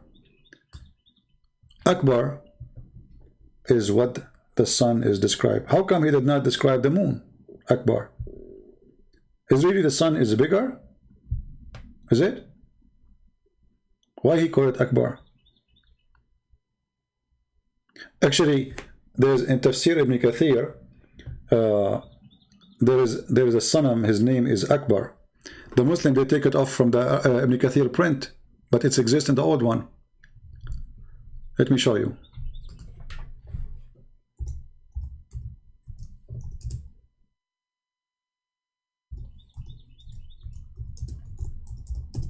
Like in the other day, I went to search for it.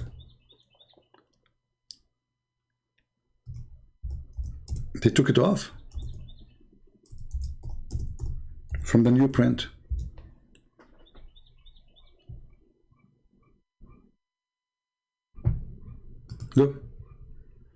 Look at the corruption. Look at this religion.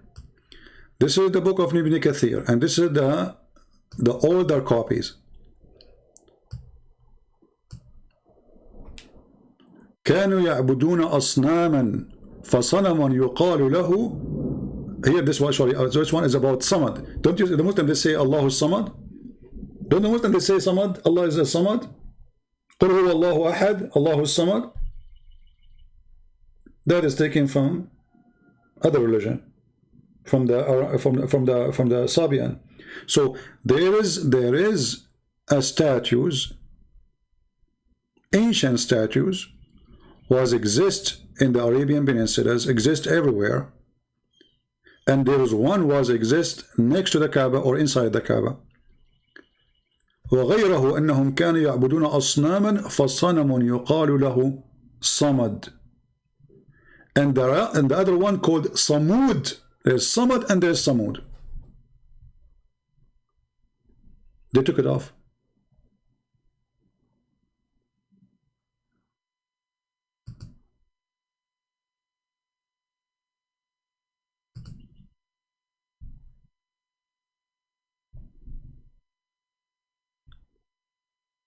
Look, here, they took it off. They changed it. From Samad to Sadda. Just to cover the scandals, what they are worshipping. I mean, if it says that, I mean, how you can even change a book? It's already printed everywhere.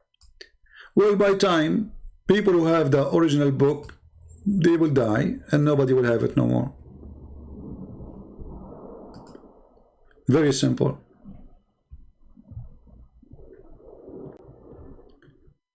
Do we have any Muslim want to say anything?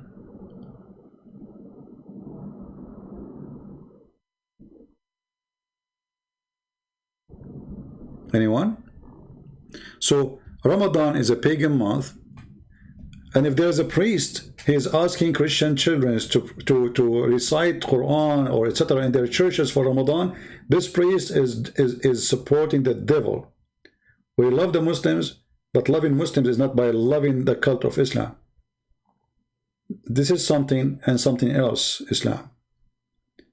Any priest, he do such a thing, don't take your children to his church, for his church is a synagogue of the devil. Remember the Lord, he says, not everyone says to you, says to me, Lord, Lord, God, God, will enter the kingdom of my Father.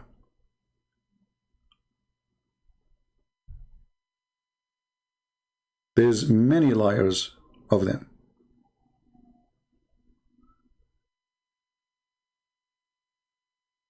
So if you ever see a priest, he's trying to promote the cult of Islam, he's a church, you should know that you should know better that he is no Christian. Do you agree? Never trust a priest, by the way. And never trust me even. Trust God. Who am I? All of us, we are sinners. So anyone he bring you teaching other than what is in the scriptures is not to follow, period. We don't follow a man. We don't follow a priest. We don't follow a bishop. We don't follow the Pope. We don't follow Protestant. We don't follow Orthodox. We don't follow whatever. We follow what Jesus said. Anything else, anyone brings something is not what Christ he said. The Bible says, who is the Antichrist? Is the one who denied the Father and the Son. So when this priest is singing for Ramadan, he is singing for Satan. The Bible said it clearly. Who is the one? Who is the Antichrist? You do not need to be a genius. If you see such someone he called himself a priest, ask him like, who is the one who is Antichrist in the Bible, according to the Bible? Let us see what he will say.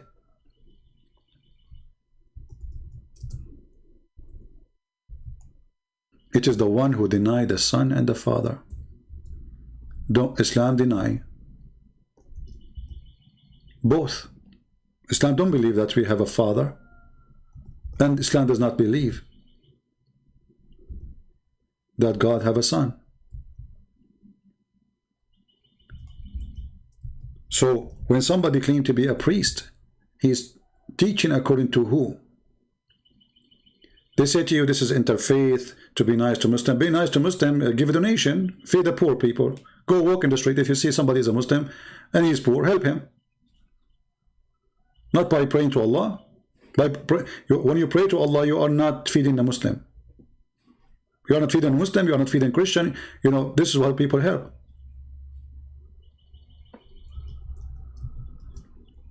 Those people are evil. Hypocrites. Taqiyya. You know, there's many, they practice taqiyya every day.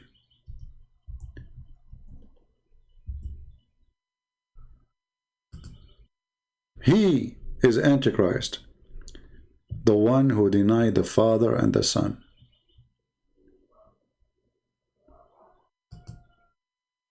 So Muhammad in the Quran labeled as he who deny, and he is the liar. And not only, you know, when the Bible says who is the liar, and then the Bible says he who denied that Jesus is the Christ, and he is Antichrist who denies the Father and the Son. So Muhammad, he have two descriptions in the same time. He is Antichrist and he is a liar. So when somebody claimed to be a priest and he said to you, I'm going to teach the children in our churches to sing for Ramadan. What is Ramadan? A month brought or celebration ritual by the man who killed people on Ramadan. This is the month where Muhammad slaughtered the Christians. This is actually the last war they have against Israel. It was the war of Ramadan. Ramadan is not the month of peace. Muslim, they say to you, oh, in Ramadan we don't have war. Most of the wars Muhammad did and Muslim did, it was in Ramadan. But who is the liar? It is the one who denied the Father. It is the one who denied Christ. How do you deny Christ? Or Muhammad, he says that Jesus is the Christ. No, actually, he gave him a different name. He said that Isa is the Christ. We don't know what he said. But let us say, for the sake of argument, Muhammad is stupid and he thought this name is correct. Still, he don't believe. And he teaches his followers to kill those who believe that Jesus is the Son of the Father. And this is why he is an Antichrist. He's a liar. He's a false prophet. You have a false prophecy. All the prophecies of Muhammad are false. And I challenge any Muslim right now, if any one of them he can show me one prophecy is not false. After all those hours I am live on air, I'm willing to open my paltalk for you. If you have the guts to show me one prophecy Muhammad said is not a fraud. Just one. They don't dare. But if you are a guy who is a blonde with blue eyes, the Muslims will be lined up to prove you wrong. But in my case, nobody show up.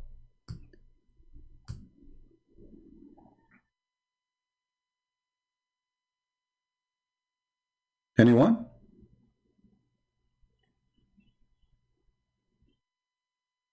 So my friends,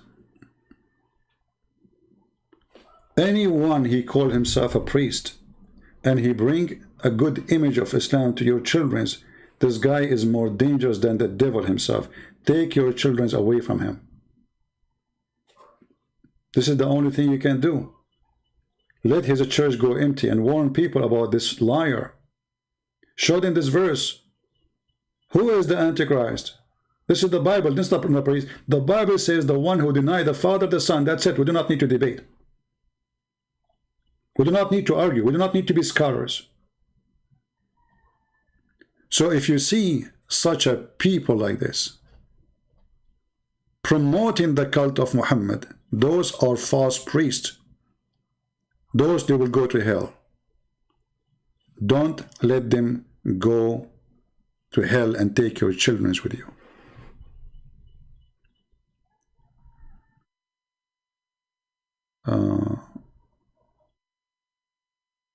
The prophecy of Muhammad saying Islam will, I don't know about that one. If it's going to be true or not, we will see.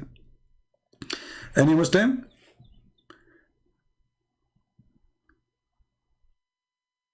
You know what? I think I'm thinking now to make my coming broadcast. I call it Muhammad is a false prophet. Prove me wrong.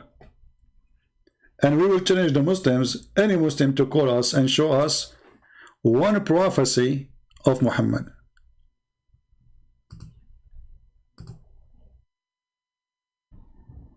Now it's time to go, and I want to say thank you guys for being here. I hope we learned together a lot of things together, and I wish I can share with you more, you know. But sadly, the language barrier is always making what I do limited, very limited actually. But what we are sharing with you is extremely enough to defeat Islam. It's more than enough. Islam is the most stupid cult ever you can imagine. I mean, I do not need to be a genius just to believe, to know that this can't be God. I mean, God, he promised me big boobs, endless penis. I mean, what is this? Are we talking about a God or talking about a cartoon? So Islam is very silly, very stupid. But don't think because it's stupid, there's not somebody is going to be fooled by the stupidity. Because if you go on YouTube, you will see how much money they invest. Science and the Quran. Did you ask yourself why they are making those videos? So they can control your mind and make you believe that this is an amazing book, when the book is nothing but a joke. So many they will be deceived because many they are not helping to spread the truth. Many of you come here and just watch and laugh, but you don't go around and share the truth. You don't download the video and repost. You see, if a Christian prince was a Muslim, I will have 100,000 people watching my video now, live. I don't want to compare myself to the idiot Zakir Naik, but look how many they watch him, and look how many they watch me. Why? Because a Christian, they don't support really. They like to watch, sadly. If I open my email, I will find every day 80, 100, 200, I don't know. Can you answer this guy? Can you refute this guy? Did you see this video? As if there's no Christian in this earth except me. Did you ask yourself why you don't do it yourself? Why only me? I am the only Christian left. So they wanna, oh, you are the one who is so good in it, but you can't do your part. I cannot do everything. And the funny, the Muslim, they think I have an army behind me. They think I have assistants, I have secretary. Hey, secretary, can you bring me some water? Water come. Look how fast my secretary is. I have Khadija here. Thank you, secretary. Yeah. So, do your part. Don't be a person who watch. One day the Lord, he will ask you what you did. Where you been?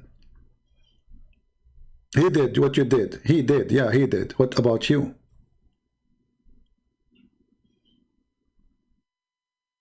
If you think that day is not coming, you are mistaken. Time goes so fast. unless you are a female. Time is frozen, you know, that's it. The spray fixture, what they call it, this one for the hair. And that's it, like, time doesn't go. Like, what? I'm 17 years old, you know? My mom, she is 17. My grandma, she is 16. Yeah. Time goes so fast, my friend. And time will come and there will be questions about what you did. If you are a male or a female, doesn't matter. All right? And don't worry about what people say. Worry about what God will say about you. The Lord, he says, from their fruits you shall remember them. You shall know them. Not from your names. Your name doesn't count. You call yourself a Christian, you call yourself Mary, you call yourself George, you call yourself whatever you want. It is what you do. Yeah, like here we have a predictor. He have a lot of work, actually, he did translating. So subscribe to his channel, by the way. Anyone, those who download my videos, if you want to watch my videos, because I delete them, subscribe to them, so always you can see what you missed. Support them. They deserve your support. All right. Do a refutation class for us so we can refute Muslims. This is what I do here in Torah. What are you talking about? Everything we are doing here is teaching you how to refute them. So what I was doing for the last 3 hours now, what I did yesterday and the day before and the day before and the day before, we are teaching you how to refute them. My friend, knowledge, seek knowledge, not refutation. Seek knowledge. When you have knowledge, you can refute anyone when he says something wrong. If he says something right, you agree with him. So seek knowledge, don't seek challenge. Because challenge can be foolish too, you know. I mean, okay, I'm going to prove them wrong, but they are right. So seek knowledge. That's why the Lord, he says, search the books, read them, and then what will happen? Then you will know the truth. And what will happen then? The truth will set you free. But if you go in the Quran, in chapter 5, as an example, verse 101, it says, ask not questions. The Muslims, they say that people, they were asking Muhammad silly questions. Well, everything from Muhammad is a silly question, because you have no answer. Name for me one thing Muhammad have answered for it. Even when the people, they ask him about the spirit, which is extremely important question. What Muhammad, he says, only Allah knows. It's from the command of my Lord. They are asking you, who is this spirit? You don't tell them from the command of my Lord. What is the answer? So Muhammad, because he knew he's a fraud. Look at this verse. Look at this stupid verse. Ask not about things which is made plain for you. Okay, well, so we ask about what? Because people, they ask question about things is plain for them. Otherwise, they do not need to ask you. Do you see the stupidity? If we are not allowed to ask about things made plain for us, so we will ask about what? About things is not plain? If it's not plain for me, there's no reason for me to ask. And the verse 102 says, because former generation, they asked the same questions and they left the faith. Do you see it?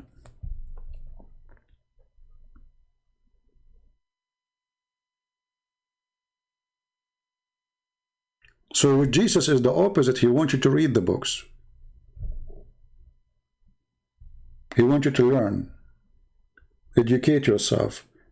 He don't want a fool follower.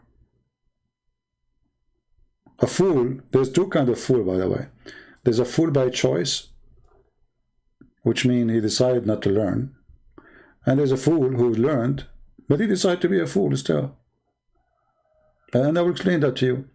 You will see a guy supposed to have a PhD, and he's a Muslim. And then he want to believe, this is it, that Zakir Naik is a doctor, right? Don't they say that Zakir Naik is a doctor? Okay. If we ask Zakir Naik, let me find Zakir Naik, hold on. We miss him. Don't you guys miss him? I was going to leave an hour ago. I hate you people. I know many of you now getting excited. We want to have fun. Zakir Naik is coming. Like, hey, Zakir Naik. What a joker. I mean, if this is their scholar, so who is the idiot?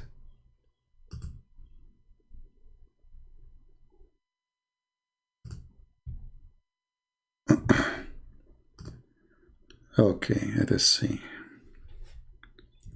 Zakir Naik, Quran,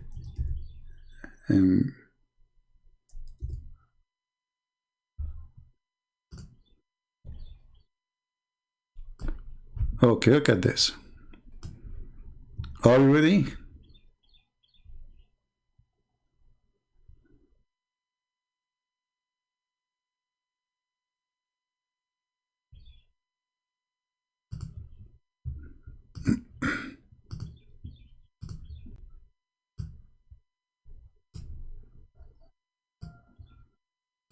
This is the doctor talking.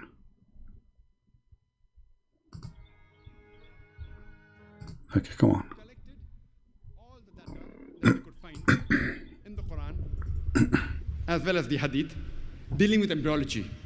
And they followed the verse of the Quran, Surah Nahl, chapter number 16, verse 43, and Surah Anbiya, chapter number 21, verse number 7, which says, "Fas'alu ahl zikri in kuntum la ta'lamun." He just killed Muhammad.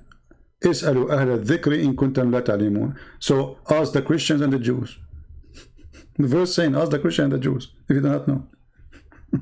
If you don't know, if you are in doubt, ask the person who's knowledgeable. No, it doesn't say the person who is knowledgeable, you idiot. Ahl dhikr, the people who have a book. He don't even know how to translate his Quran. The Arab students, they collected the verses of the Quran and the Hadith dealing with embryology and translated it into English and presented it to Professor Keith Moore, that was about 30 years back. Yeah, well, this guy, he made himself, he made a book saying the Arab, they were great in science, except Islamic scientists, they were not good when it's come to embryology. And he quoted the Quran, the same one, the same person, they keep quoting his name. And I gave you the link for him. Who have it? Do you admin have the link for this Moore, Dr. Moore? Post it. This guy, he himself, he made fun of the Quran. And the Muslims, they keep quoting him. They invited him for a conference in Saudi Arabia. He got a big check. So he said, yeah, it says like something new. But in his book, this guy, he made fun of the Quran.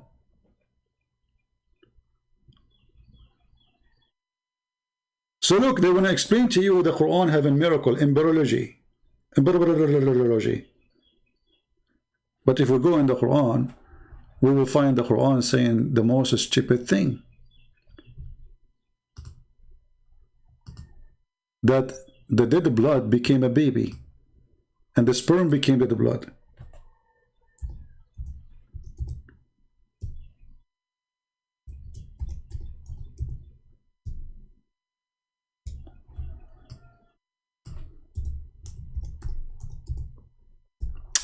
I hate my keyboard. There's something wrong with it.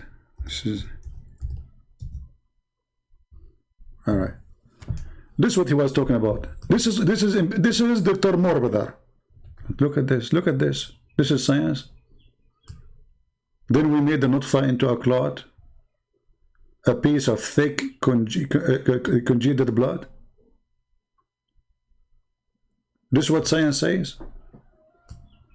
That a human being sperm, the man's sperm, will become a dead blood, and then the blood will grow.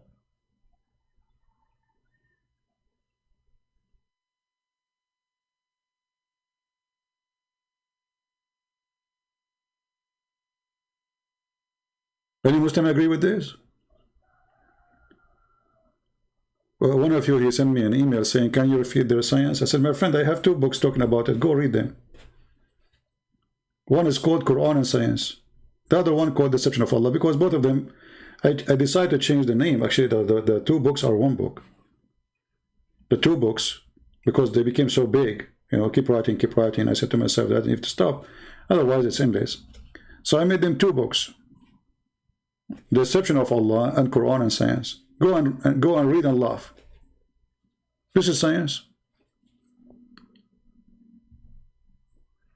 Do we have any Muslim when I say talk something about science? Because I'm really convinced the Quran is a book of science.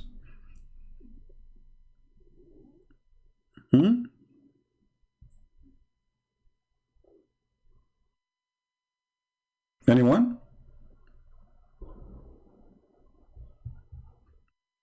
And Muhammad is the first one who come to a conclusion that if you have orgasm first, the baby will look a male and will look like you.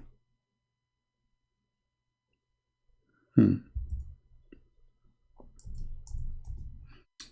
then the Muslim in translation, they say, oh, the Prophet was talking about the chromosome. The Prophet was talking about the chromosome, but he's saying it is thick and white, talking about the sperm, what the chromosome. And he says the one who comes first, comes first. Suddenly the one who comes first became a chromosome. Science. This is why if you look like me, you look so bad, I mean, and you are going to sleep with your wife and you want to have a baby, well, don't have orgasm first, because then you will look like you. You don't want that to happen to your son, don't you? Do you? So let your wife have orgasm. So like choose a wife, she is good looking, and then never have orgasm first. Never. Otherwise, your kids will look like you. Well, you don't want that. Unbelievable. Like, you know, if I get married and I will say, no, you come first. She said, no, you come first. I said, no way, you come first. She said, you come first. I said, no, you don't understand. If I come first, the baby will look like me. I cannot do that. Stop, you are torturing me. Wisdom of the Prophet.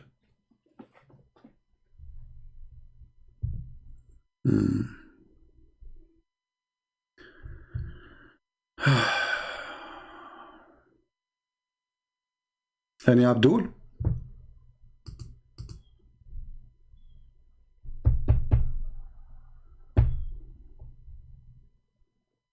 And by the way, one of the most amazing thing about the sexual intercourse in Islam is when you go to the bedroom with your wife, you have to make a prayer. Like now, your wife, she is taken to take off her clothes, and she is waiting to His Majesty. She is excited, and now we start to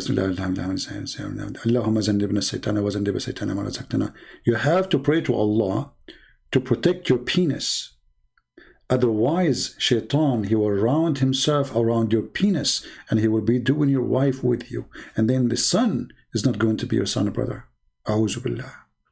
That's science. I mean, who can deny that?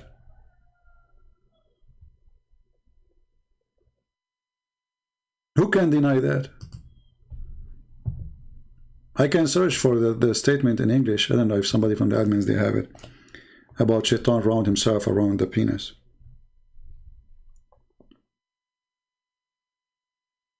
I remember once, there was a Muslim, he came to a chat room in a program called Paltak, the one I use for Muslims to call me now. So this guy, each time he come to the mic and he say, you Christians are sons of Shaitan. Anyway, so once the admin, I was there. I used to sit like I'm working my book, and you know, I just for fun. I'm listening. So the admin in the chat room, he said to me, can you just take the mic and say something to him? I said, say what? He said, I don't know. I mean, this guy, he do the same. Each time he come, he say the same to us. I know you are going to come with something. I don't know what it is, but you will make him not to say that forever. So I took the microphone. I said to him, so Abdul, are you saying that the one who is not a Muslim, Shaitan sleep with his wife and his sons will be sons of Shaitan? He said, yes. This is hadith. The Prophet says so. And then I said to him, are you sure that this hadith is authentic? He said, yes, it's authentic. I said, are you sure it's authentic? He said, yes, I told you it's authentic. I said, again, third time. You have to say it 3 times like Muhammad. Are you sure it is authentic? He said, what's wrong with you? I told you already it's authentic. I said, well, based on what you are saying, then your prophet himself is a son of Shaitan. Because your prophet, his father was not a Muslim, and his mother, she was not a Muslim too. So his father, when he had sex with his mother, Shaitan, he wound himself around the penis of Muhammad.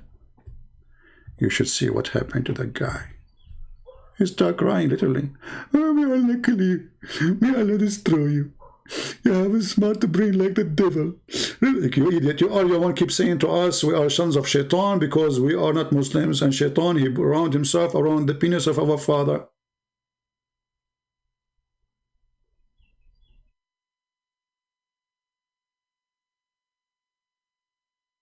You said that.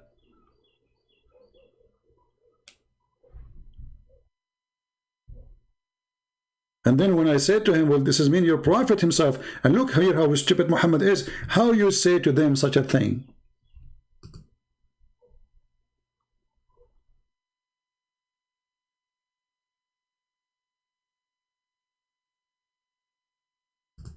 How Muhammad he say even that to them? Don't you know that Muhammad forgot that he himself, his father wasn't a Muslim? Look, this is their book. The admin, he posted the link for this. You can open it and you can save it. Look what it says here.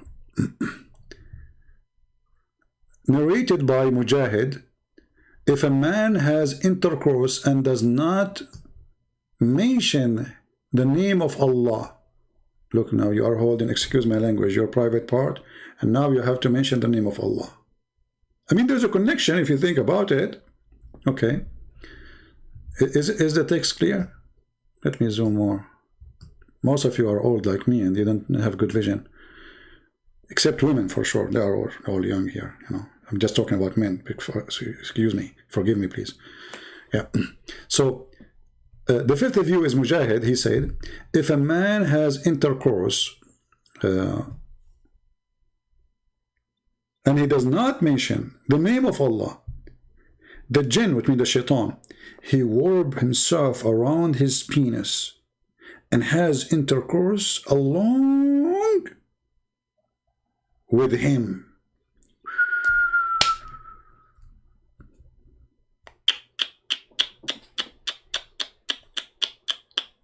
That's so dangerous, man. And here you notice that the Prophet Muhammad is the first one who come with Mr. Condom. Who is the one who come with Mr. Condom? Prophet Muhammad. Take it or leave it.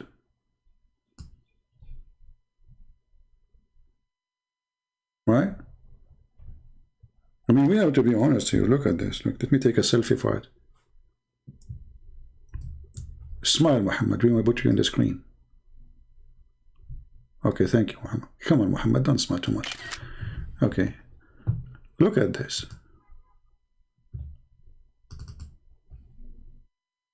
Isn't this is amazing knowledge? How Muhammad, who is not a doctor, he knew this. Let us face it together.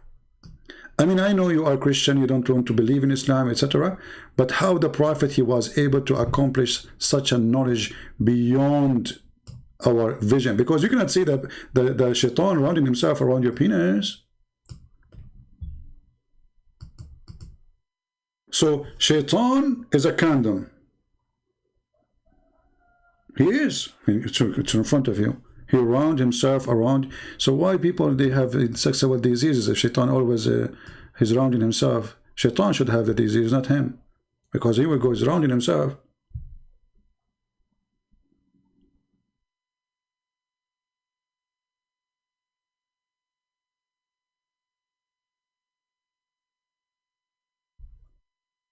Now, because we are not Muslims and we don't say this prayer, we have to find the solution. So what is the solution for this? Is a problem now. So shaitan don't round. I think you have to cover it by oil, so it's going to be slippery. So if shaitan tried to hold himself on it, okay, slip like zip. Shaitan, you cannot hold it. Sorry. What genius, Muhammad! This is science.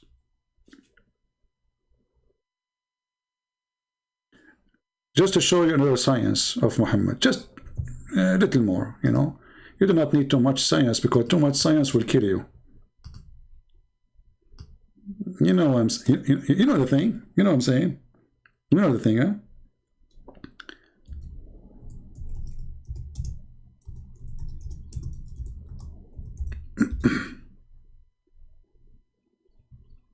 Oh boy.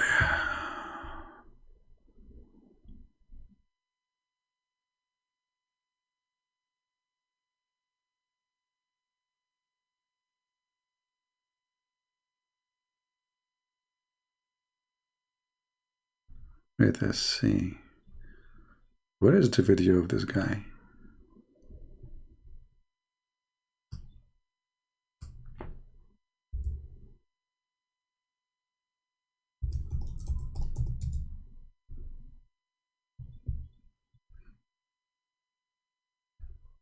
Each time I look for something, I find I find my videos, not the video of the guy who I'm looking for. Ah, here we go. But this is not the whole video, it's a very short video. But this is science too, I mean, we have to admit. Hadith of Tirmidhi says, yeah, when you give the adhan, the shaitan, he not only runs, but the hadith says, lahu durat. You know what durat is? Durat is, he runs, and as he's running, yeah, his fart comes out.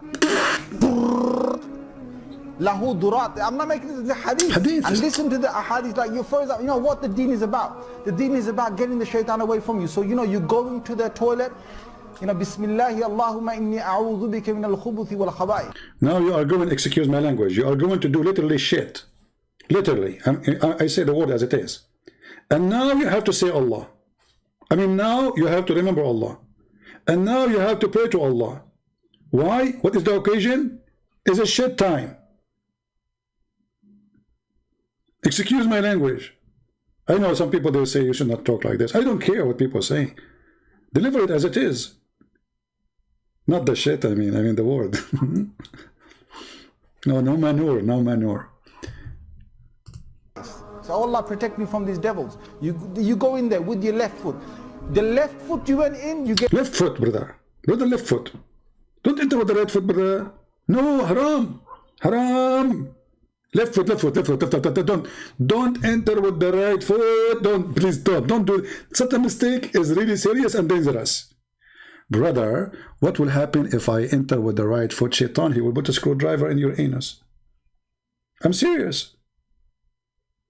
He will go, he will play with it. You know, he play with it, and you go to the bathroom like, you know, do it, you know, it's not coming.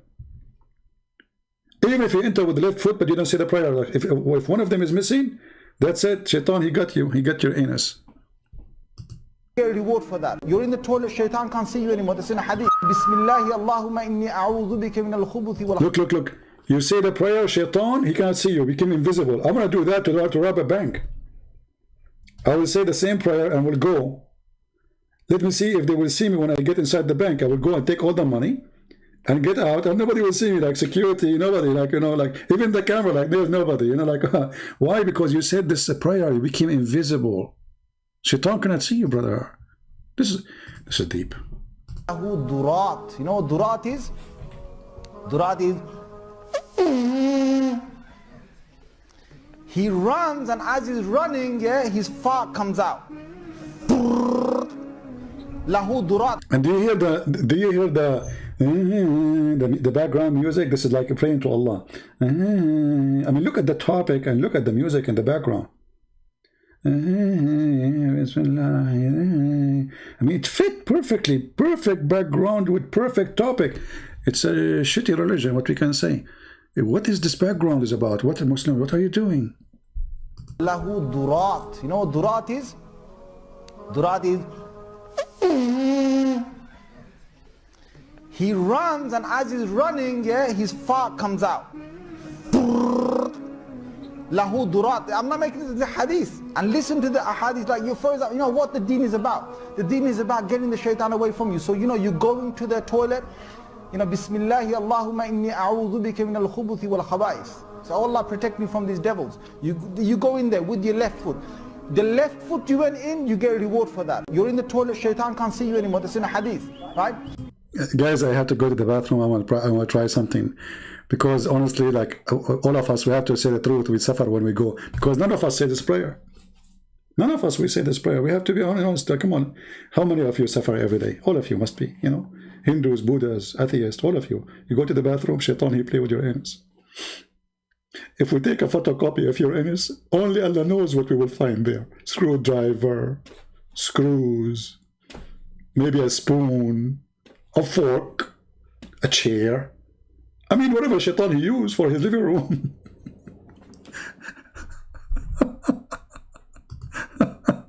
It's like you first, you know what the deen is about. The deen is about getting the shaitan away from you. So you know, you go into the toilet, you know, Bismillahi Allahumma inni a'udhu bika min al-khubuthi wal khaba'is. So Allah protect me from these devils. You go in there with your left foot. The left foot you went in, you get a reward for that. You're in the toilet, shaitan can't see you anymore. That's in a hadith, right? It's a hadith. If you don't say the dua, what happens is the shaitan not only comes inside, but the hadith of Tirmidhi says he plays with your bowels. Not only he is in the parking spot, which is your anus, he is playing now there. I mean, look at this, man. I'm going to convert to Islam immediately to secure my anus. Oh boy. Let me give you the link so you guys can download it, spread it around, because I don't see this video is gone. I don't see it anywhere. So please download this video and share it around. We don't want it to die, you know. We don't want this comedy to disappear. We don't want this is a comedy, but this is serious. You see, I read the hadith for you, you might not see it. I mean, there's two things will make it so funny. The guy saying it, and I'm making my comment. Because I notice that people, when they hear things or see things or read things, sometimes they don't notice how stupid it is. So I have to do my commentary ignition, you know, and then you will go ticklish. Because sometimes we don't notice how stupid and how silly. The hadith says, when he said the hadith says, this means the Prophet said, not me, don't laugh. The hadith says. Like, he's not the donkey saying that, it's the other donkey. The hadith says, so don't put it on me, put it on the Prophet. The Prophet said, take it serious. So Allah protect me from these devils. You go in there with your left foot. The left foot you went in, you get a reward for that. You're in the toilet, shaitan can't see you anymore. That's in a hadith, right? If you don't say the dua, what happens is the shaitan not only comes inside, but the hadith of Tirmidhi says he plays with your bowels. He plays with your bowels. So you're inside there, you're thinking you're going to be out there in 5 minutes. He's taking you 20 minutes and you're still not halfway there. You know why? Because shaitan is going, ooh, la la. And the Muslims are laughing, you believe it? They are laughing at the stupidity of their God.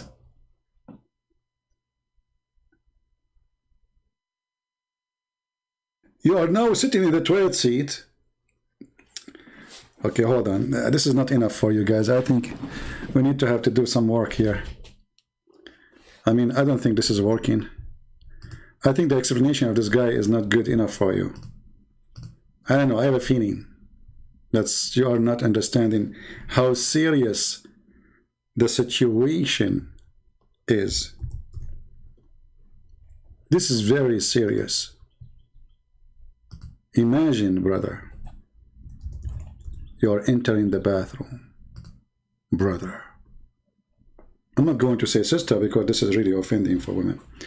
Brother, you are entering the bathroom and you forgot to say the prayer. Let us call Zakir Naik.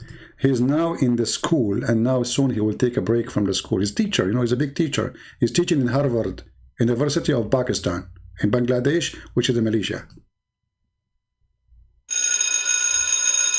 See, he took a break now. Okay, now let me call him. Now we can call him, because before that he is busy, you know, he's busy.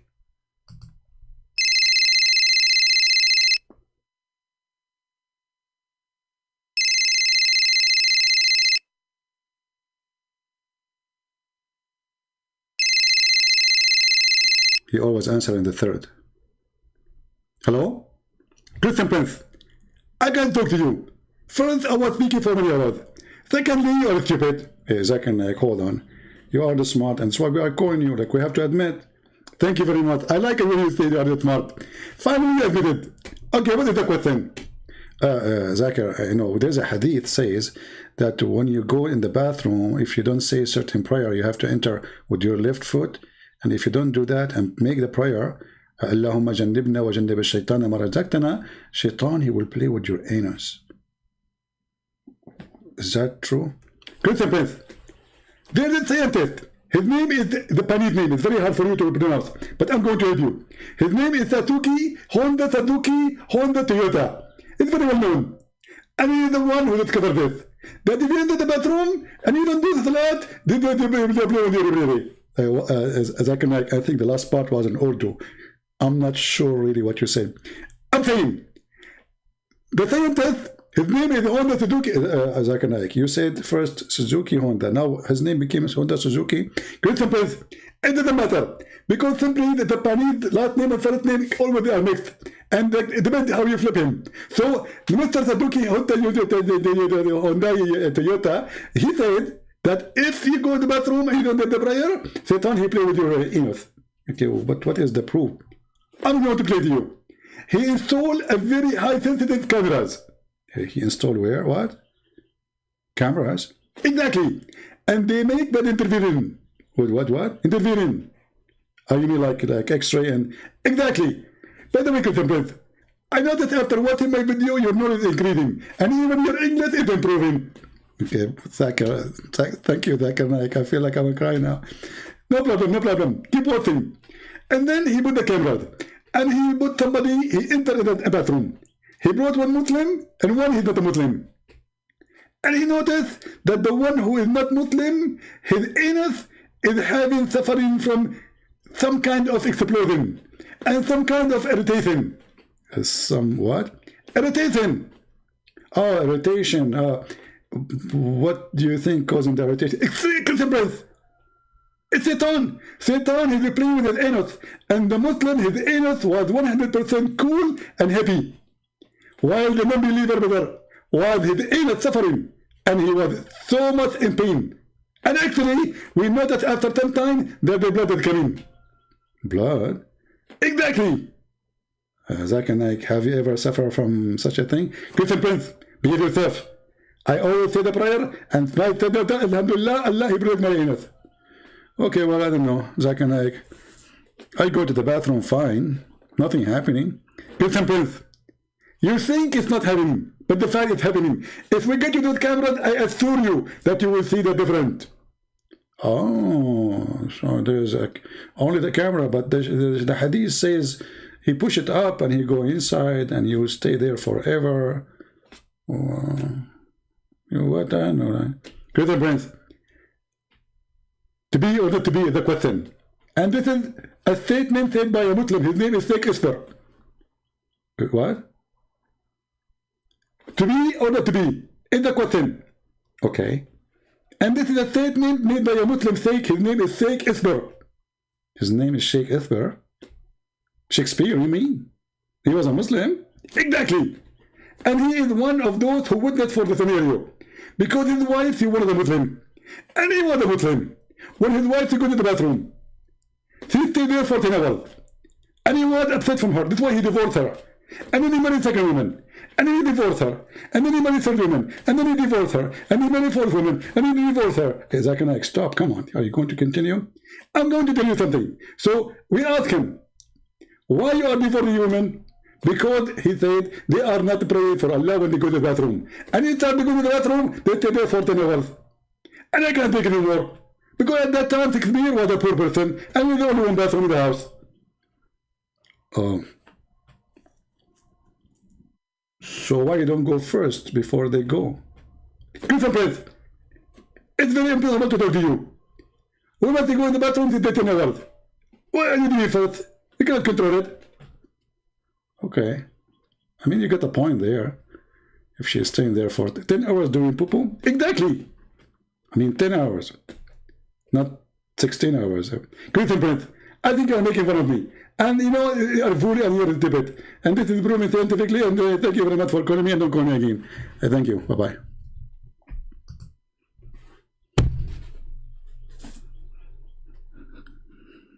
Genius. I mean, who can deny this religion? You cannot.